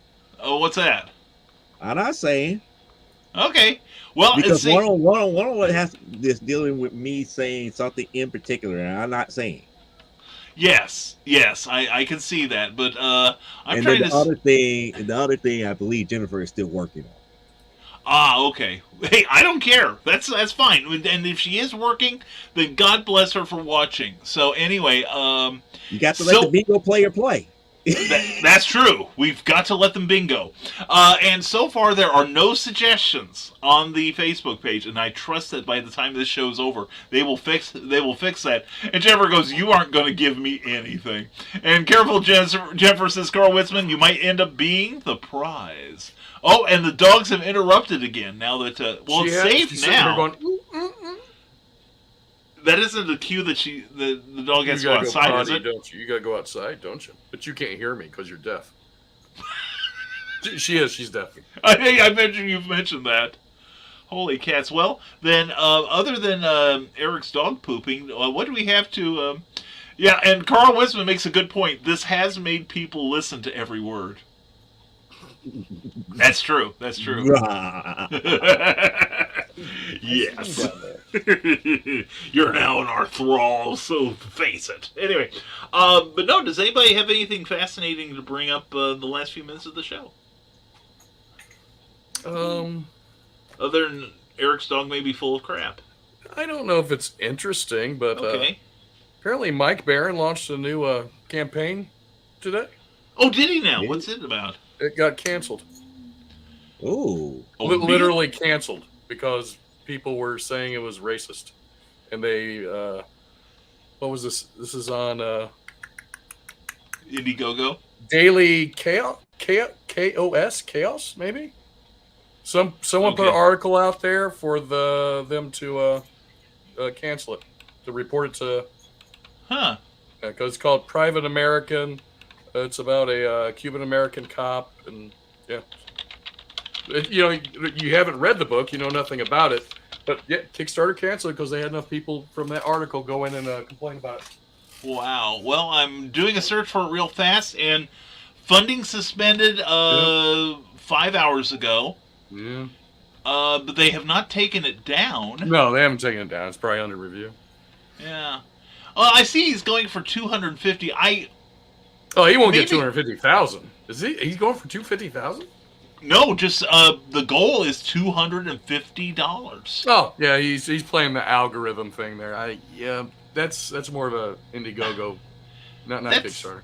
Oh, this is Kickstarter. Indiegogo, you can play the algorithm game. If you get it funded faster, Uh-huh. it helps the algorithm. But Indiegogo, everything's changed over there now, so I don't even know what it does. Kickstarter, I don't think it works that way. Huh. I don't know. And the thing is, I think it's kind of cheating, to be honest. Because it opens. I know that I've seen other creators do like $100.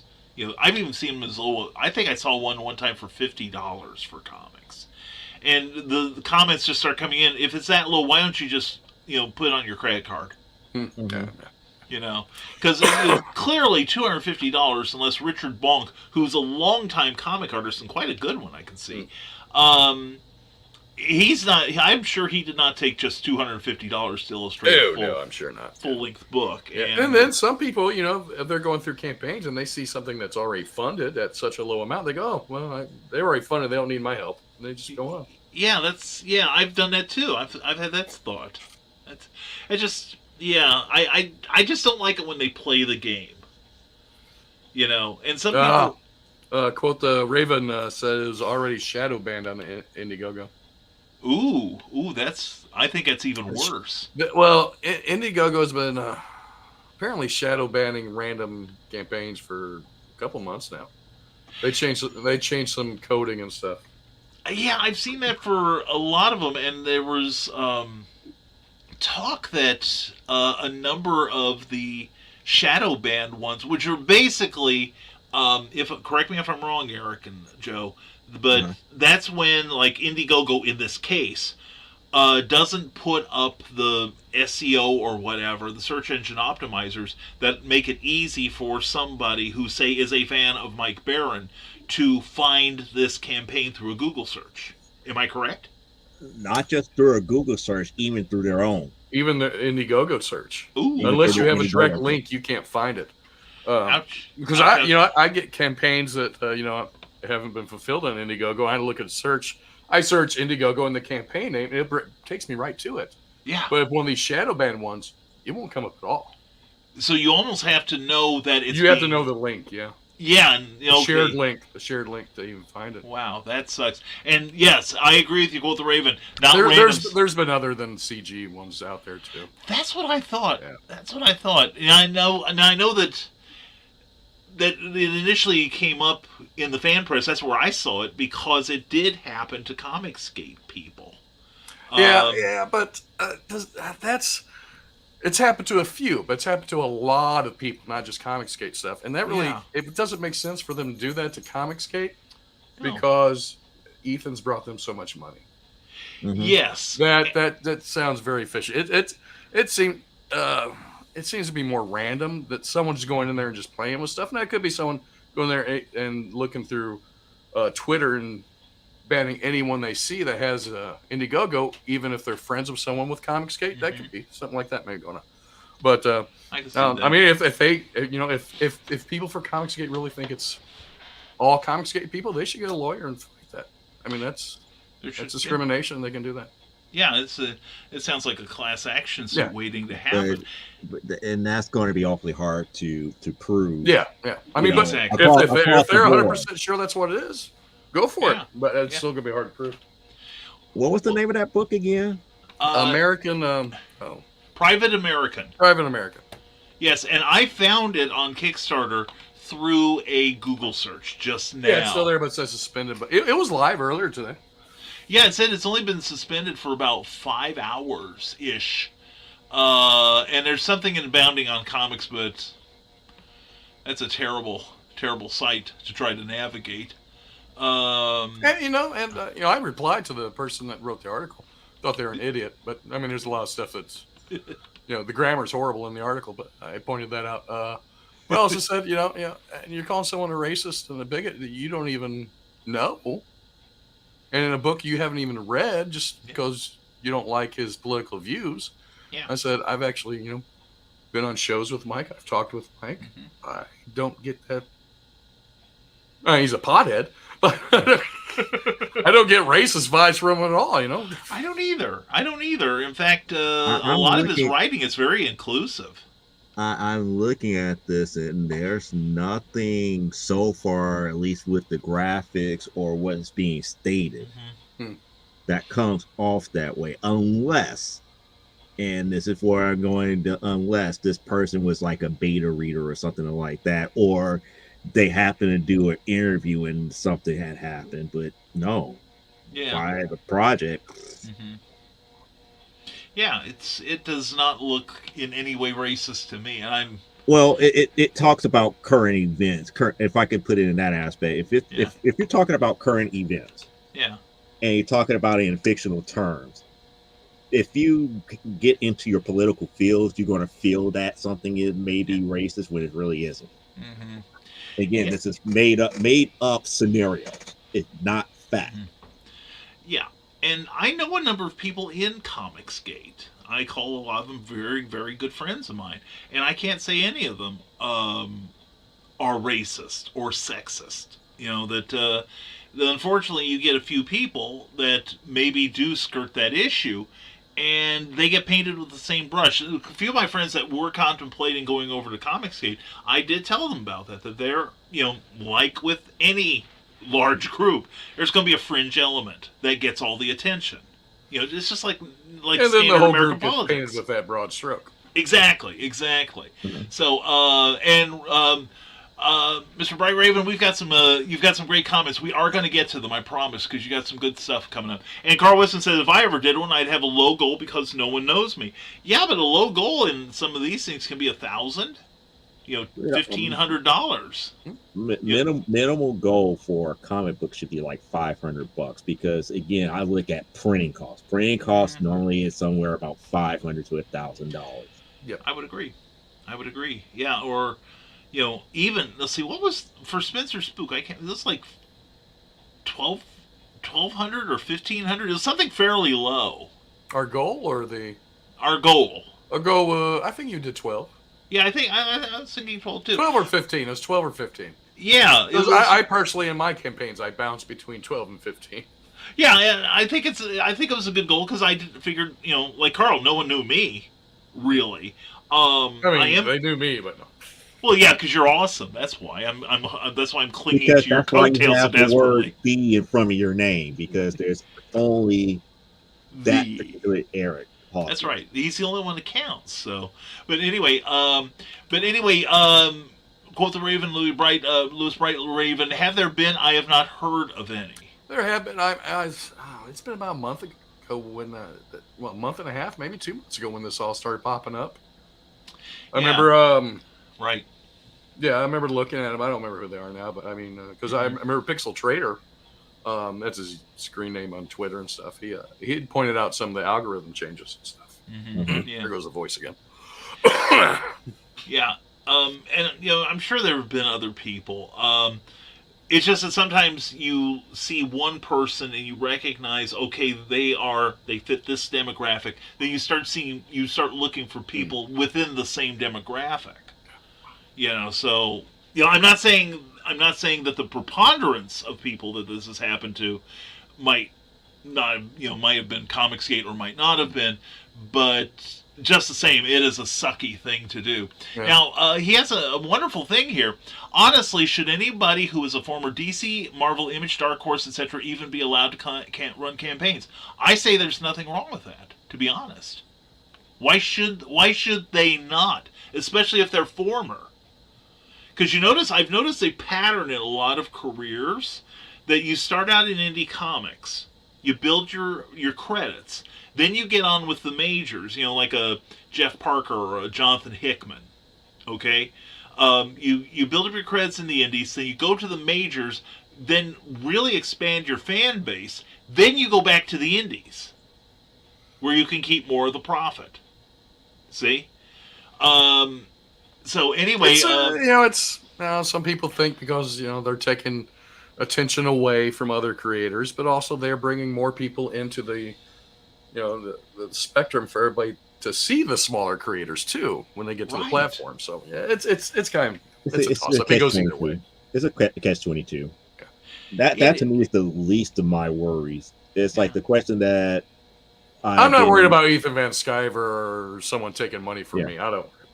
No, I don't see it as zero sum either. The question that I've been looking at as of late, and this was something that Parallax Spectre brought to me here, was the book Zombie Tramp is doing it did a Kickstarter. It's already at 6 figures. Oh, nice. The thing that I was telling her is I don't have a problem with them doing that. My problem is they also have distribution. So pretty much they're using that as a cash grab in addition to wherever they're going to distribute through Diamond. That to me is a problem. Like Berserker. Exactly. Yeah. Now I don't have a problem with anything getting crowdfunding and it gets popular enough where it gets distribution. Right.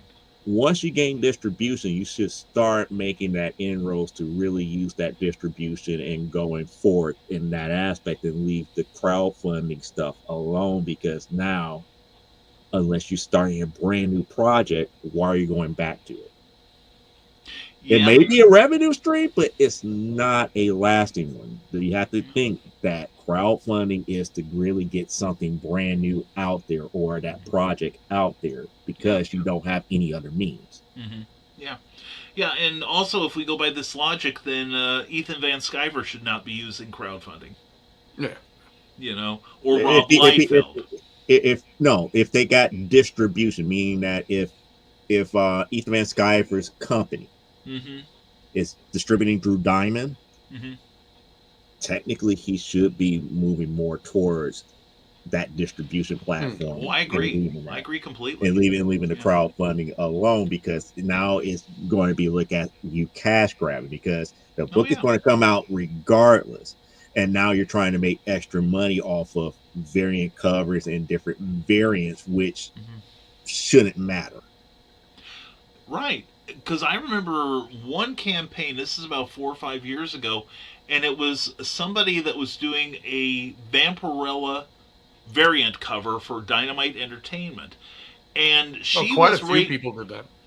Yeah, and it sounded like she was paying to get her cover in their catalog, in their solicitation stuff, which I think that's a little strange myself. It's like if they are talented enough, then pay them and then put it in your catalog, tie up the rights.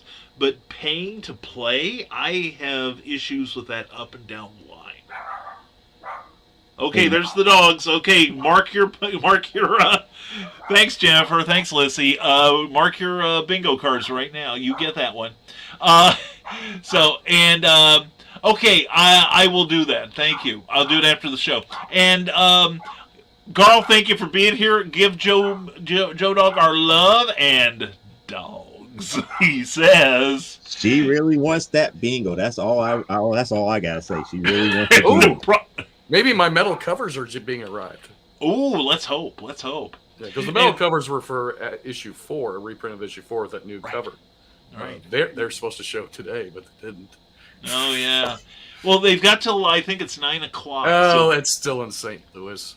Well, that's true. Oh, well, I'm sorry, but now it's gotta go to Idaho, then come back. Yeah, and we love you too, Leia. Thank you for being a part of this show, and we will see you, Donna. Mwah, have a good time, and Joe, see you next weekend. And hello, yes, CBS crew. How are you? We are great, Ryan. How the heck are you? Yes, I'm going to be, and I quote, on next weekend with Ryan Permiston. I'm going to be on his show, and then we're going to flip the script right around on that same day where he's going to be on From the Desk of a Small Press Publisher promoting a worthwhile holiday event. And let's see here. Yes, and quote the Raven. I see that, and yes, I'm going to read that when we're off the air. That looks really cool. I'll save it for next time. Yeah, and if you have topics you'd like us to discuss, please send them along. You can. Definitely.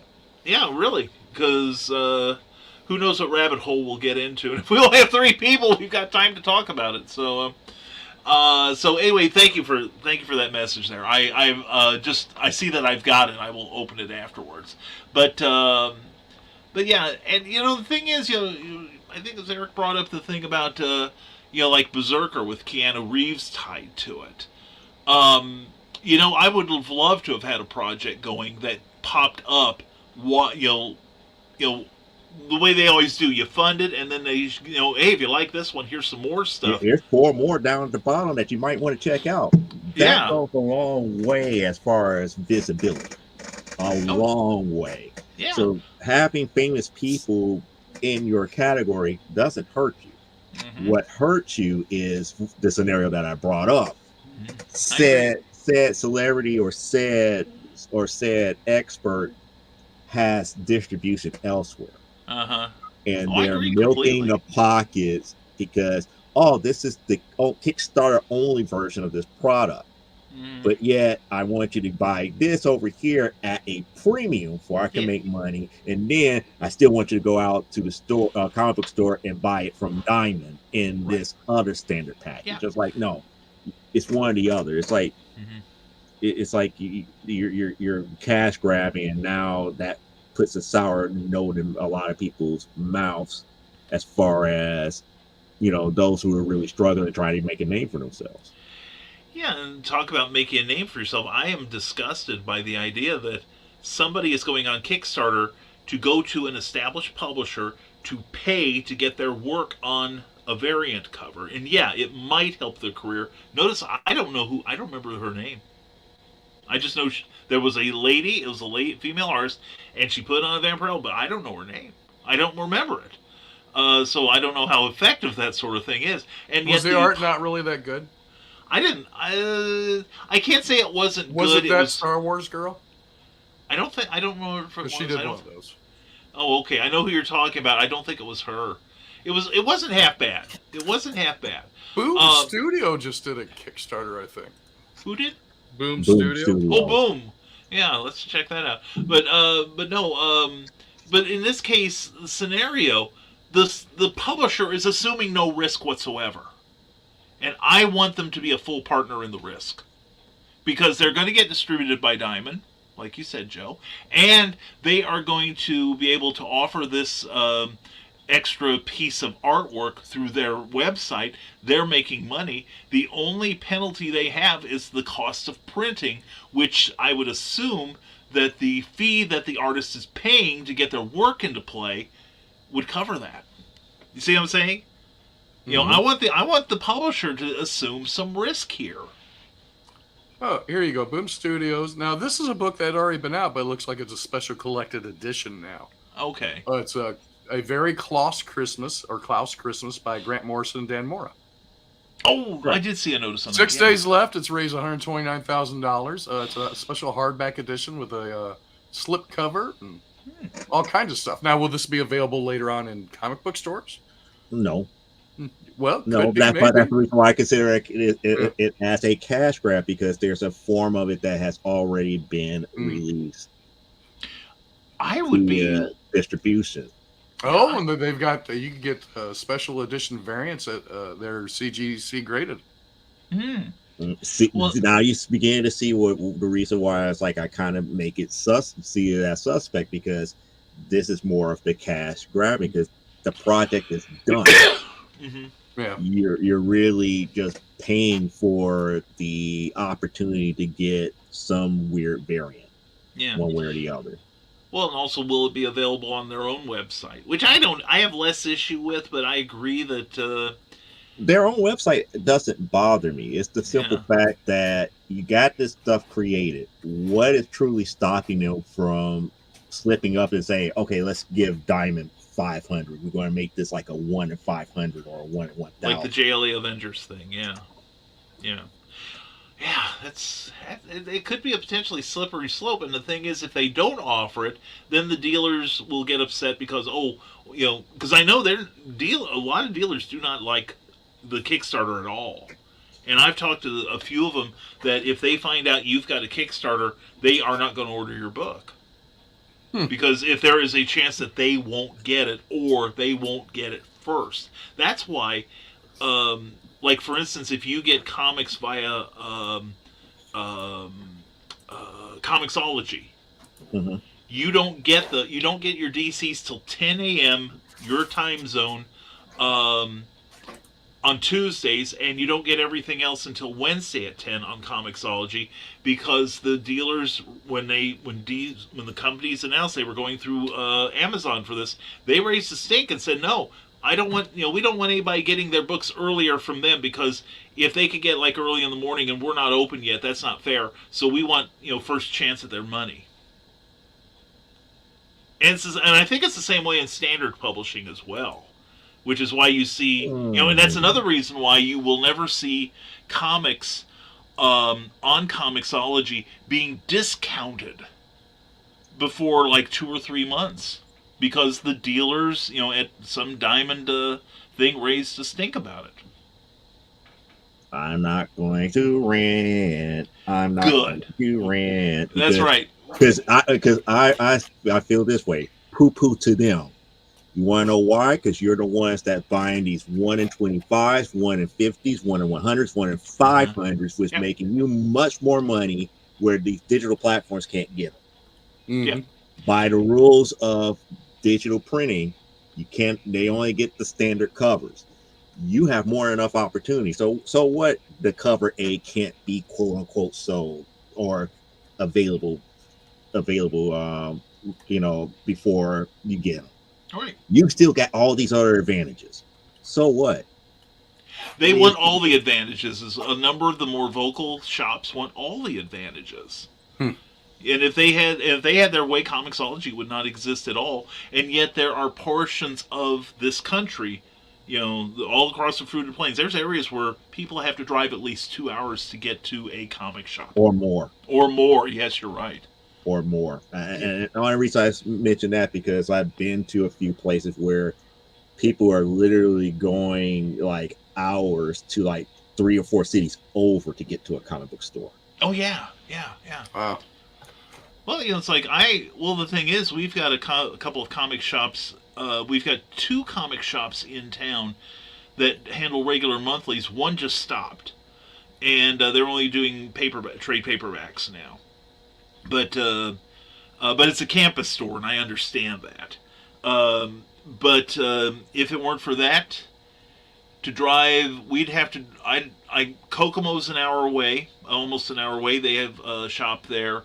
Going to the south, Indianapolis is my closest. That's an hour away. To the west, I would have to drive an hour and a half to get to some place that sells current comics. And going north, I think I'm in better shape. Valparaiso, which is about an hour and a half again. I would have to go that far north. So, wow. Yeah. And, and in that regard, I'm lucky. That they are that close. There's some places, especially if they have a lower population in the state, they're not going to see a, comic shop easily. So, and it's and bless you, Eric, bless you. And my rant, I'll go on a rant because it doesn't count. I want to see more comics on newsstands. I want supermarkets to start carrying them again. That's how they used to sell 6 figures of even the least selling books back in the day. So, that's what I want to see. And Quoth the Raven, thing is, we're going to be off the air soon, so we can't have you on here, but maybe some other time, okay? But thank you for the offer, my man. And thank you again for the wonderful art you sent me. He sent me a picture of when he did a cartoon, or an illustration, rather, I should say, of when I had a wasp in this office. Which, never mind the furthermore one morning, which, everyone thinks that's funny. I have an allergy to those things. And within 15, not to put too fine a point on it, I'd be dead in 15 minutes. And my nurse... Oh, yeah, and then who's going to put in those commas on your magazines, right? Clyde. Damn it. Anyway. He's already lining up my replacement. This That's sucks. Scary. It is. Oh man, I better not.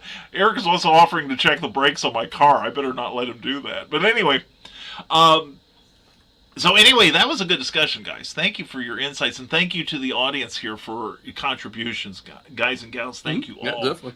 Yeah, that's why on those game shows like Bingo Night in America and Bingo America, no bingo. I was going to say, did anyone get a bingo here? You've got one more minute. Nobody has called bingo yet, but I think we need That's to. because I'm not going to say the magic words. That's right. And I'm not going to say it till we're off the air. So there. So we're going to talk about my favorite hero, which of course is Dynamo from the Thunder Agents. Thank you very much. Anyway, no, it's amazing, man. It's amazing, man. So anyway, let's go around the room. Tell everybody how they can keep up with you, and then we'll wrap this up so we can start talking normally again. Joe, we'll start with you.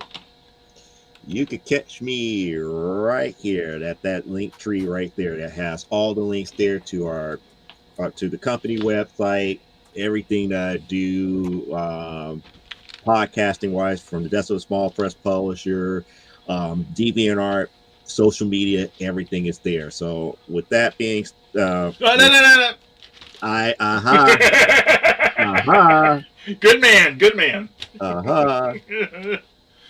But even though I gave him that square. That's true, but still, no, it's still up in the air. We got to check the tape. But the thing about it is that there's one thing I didn't mention. Yes. And the only thing I can say is there is no Duke here, so therefore I won't mention it. We don't have Duke the talking dog, so there we go. No, but seriously, you can catch everything that I do right there. And this week on for the Desolate Small Press Publisher, we will be doing more Dodge Studio. Hopefully, we will get past page 12 of the issue as of right now, which tells you that, yes, I did finish page 11. I'm currently on, I believe it's panel 4 of page 12. And hopefully you guys, tune in. Like I say, it's a completely interactive show. I've been doing a lot of behind the scenes and everything, and it seems like people are digging it. And thank you once again for your comments as far as what we're planning to do in 2023. Yes, we're going to definitely cut back on a lot of the interviews and the crowdfunding type stuff, only for those that are willing to truly get vetted. But we're going to cut back on that. We're not going to do what everybody else does on the platform, as well as talk about certain things. We're going to try to keep it real, try to keep it lighthearted, fun, and things that are interesting. I'm not interested in a lot of stuff that most other people are, and to me, some of the buzzwordy type stuff really is not interesting or just overkill. So we're going to see what 2023 brings, and we're going to go from there. Excellent. Thank you, Joe. Appreciate it. All right. And here is the Pro Slayer himself, Eric S. Hawkins. Eric. Hey, you can find all my links right there. See, Kickstarter's still on there. I should have took that off. But hey, you could go see how well I did. You go look at my Twitter. At least you can find it on Kickstarter. You can look at my Indiegogo. Yeah, you can find it on Kickstarter. You could not Indiegogo, my Instagram, my Facebook, all that stuff. Your Patreon. My Patreon's on there too. Yes, which I'm going to try to put up another 4 pages of Hounds of God this month. 1 page is already done. I just have to put letters on it. So easy enough. Second page is penciled now.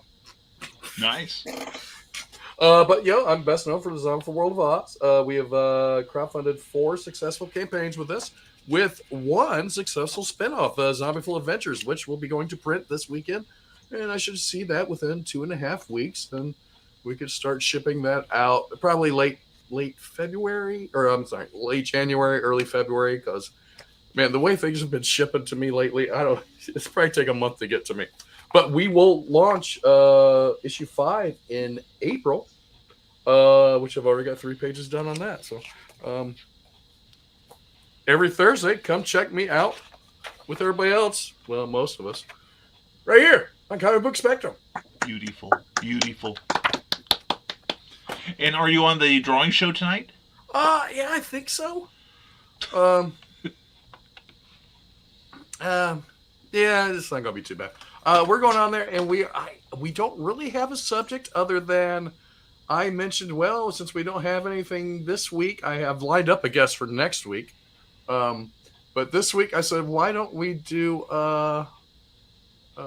Jennifer Lawrence in her Hunger Games comment, Hmm. which was, I remember when I was doing Hunger Games, nobody had ever put a woman in the lead of an action movie before. So That's Jennifer not Lawrence was the lead of the first action movie ever with Hunger Games. Sigourney Weaver, take that. Yeah, and Gina Davis from Take that. Yeah, take that from Cutthroat Island. Foxy and Brown, take that. Nobody's right. ever been a lead character, a woman. So, yeah. So we're probably going to draw, lead female characters from action movies. Tomb Raider, Ripley, stuff like that. The Long Kiss Goodnight. The Long Kiss Goodbye. One of my favorite movies. Why am I thinking about the Birdcage?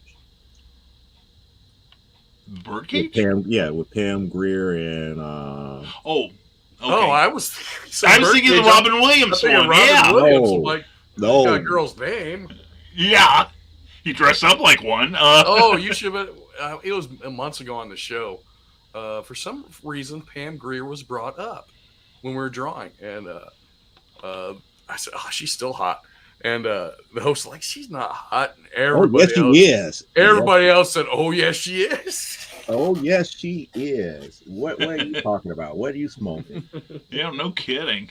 Well, on that note, thank you, Eric. Thank you so much. And I'm Brian K. Morris. You can find everything I'm about right there. I'm also on Amazon.com. You can also check me out at Books A Million, Walmart.com, Smashwords, SoonDraftToDigital.com, as well as the Rising Tide Publications page on Facebook and the Comic Book Spectrum page on Facebook as well. And if you've enjoyed the show, please check out our back catalog of shows. You'll find them interesting, I'm sure. And if you haven't already, please give the show a like. It helps us with the algorithms. And boop that like button on YouTube, as they say in the trades, so you don't miss any episodes, hopefully, if they're on their game. But for one-stop shopping, definitely check this out. You can also sign up for my my insider information sheet. It's an email that goes out the first of every month, and it's absolutely free. It tells you what I'm up to. And Jennifer Hawkins closes with saying, "Only good thing about this bingo game is I lost no money." See, and we all had so much fun, didn't we? Exactly. There we go, and that's what we're all about. Fun is one of my favorite F words. My favorite is fire truck. I think they're awesome. Anyway, we will be back next week with another show, and please tune in 2 weeks from tonight. We're going to have our special year-end wrap-up show. We're going to talk about some of the best comics in our opinions from this year, and we welcome your feedback too. So we also want to thank the people that help us stay on the air, and that's our Patreon subscribers. And it's a monthly subscription service where you can directly support your favorite creators. And if you want to find out what you get in return for your financial support, check me out at www.patreon.com/Brian K. Morris. Also, we're brought to you by Rising Tide Publications and also by Plasma Fire Graphics. Plasma Fire Graphics, when the look of your book matters to you.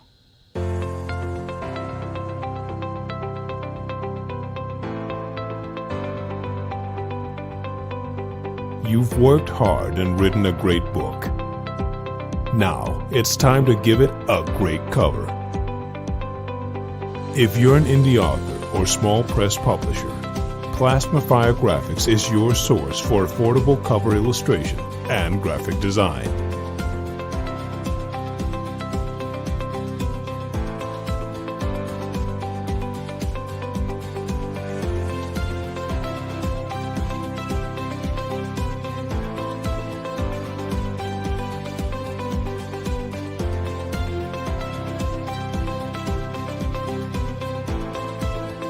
Plasma Fire Graphics, when the look of your book matters to you.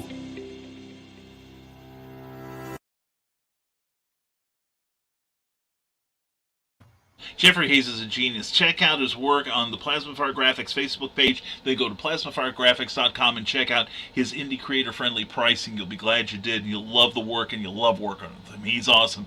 That's Plasma Fire Graphics, when the look of your book matters to you. And also, I forgot to run this earlier. Let's run this real quick. This is a very special event for a very, very special cause that our friends Kelly Gutner and Crayley Vanis are running. And please check it out. The Multiverse Fundraiser is a virtual fandom jamboree and a charity fundraiser all rolled into one package. We're not just raising funds for a good cause, we're raising fun. Our 2023 event will be supporting the John Ritter Foundation for Aortic Health, which exists to spread awareness of aortic health and prevent unnecessary suffering through genetic research, widespread education, and radical advocacy. Our fundraiser combines celebrity panels, fandom-based panels, indie creators, and all of the fun of a virtual con for free. There's a little something for everyone while we support a cause close to our heart. Join us on January 20th through 22nd, along with celebrity guests Amy Yazbek, Jason Bear, Chris Gaucher, Victor Garber, William Catt, Cress Williams, Beth Broderick, Armin Shimmerman, Guy Gilchrist, Carrie Schaefer, Brian Hull, Amy Carrero, Jennifer Cody, and Joyce DeWitt. Definitely check that out. And like I said, check us out next week. 1 week from tonight, we'll be back at the same time for more Spinner Rack goodness. So as always, this is Brian K. Morris saying, stay smart, stay safe, wash your hands, and never apologize for being awesome. We'll see you next week on Comic Book Spectrum. Have a good week, everyone.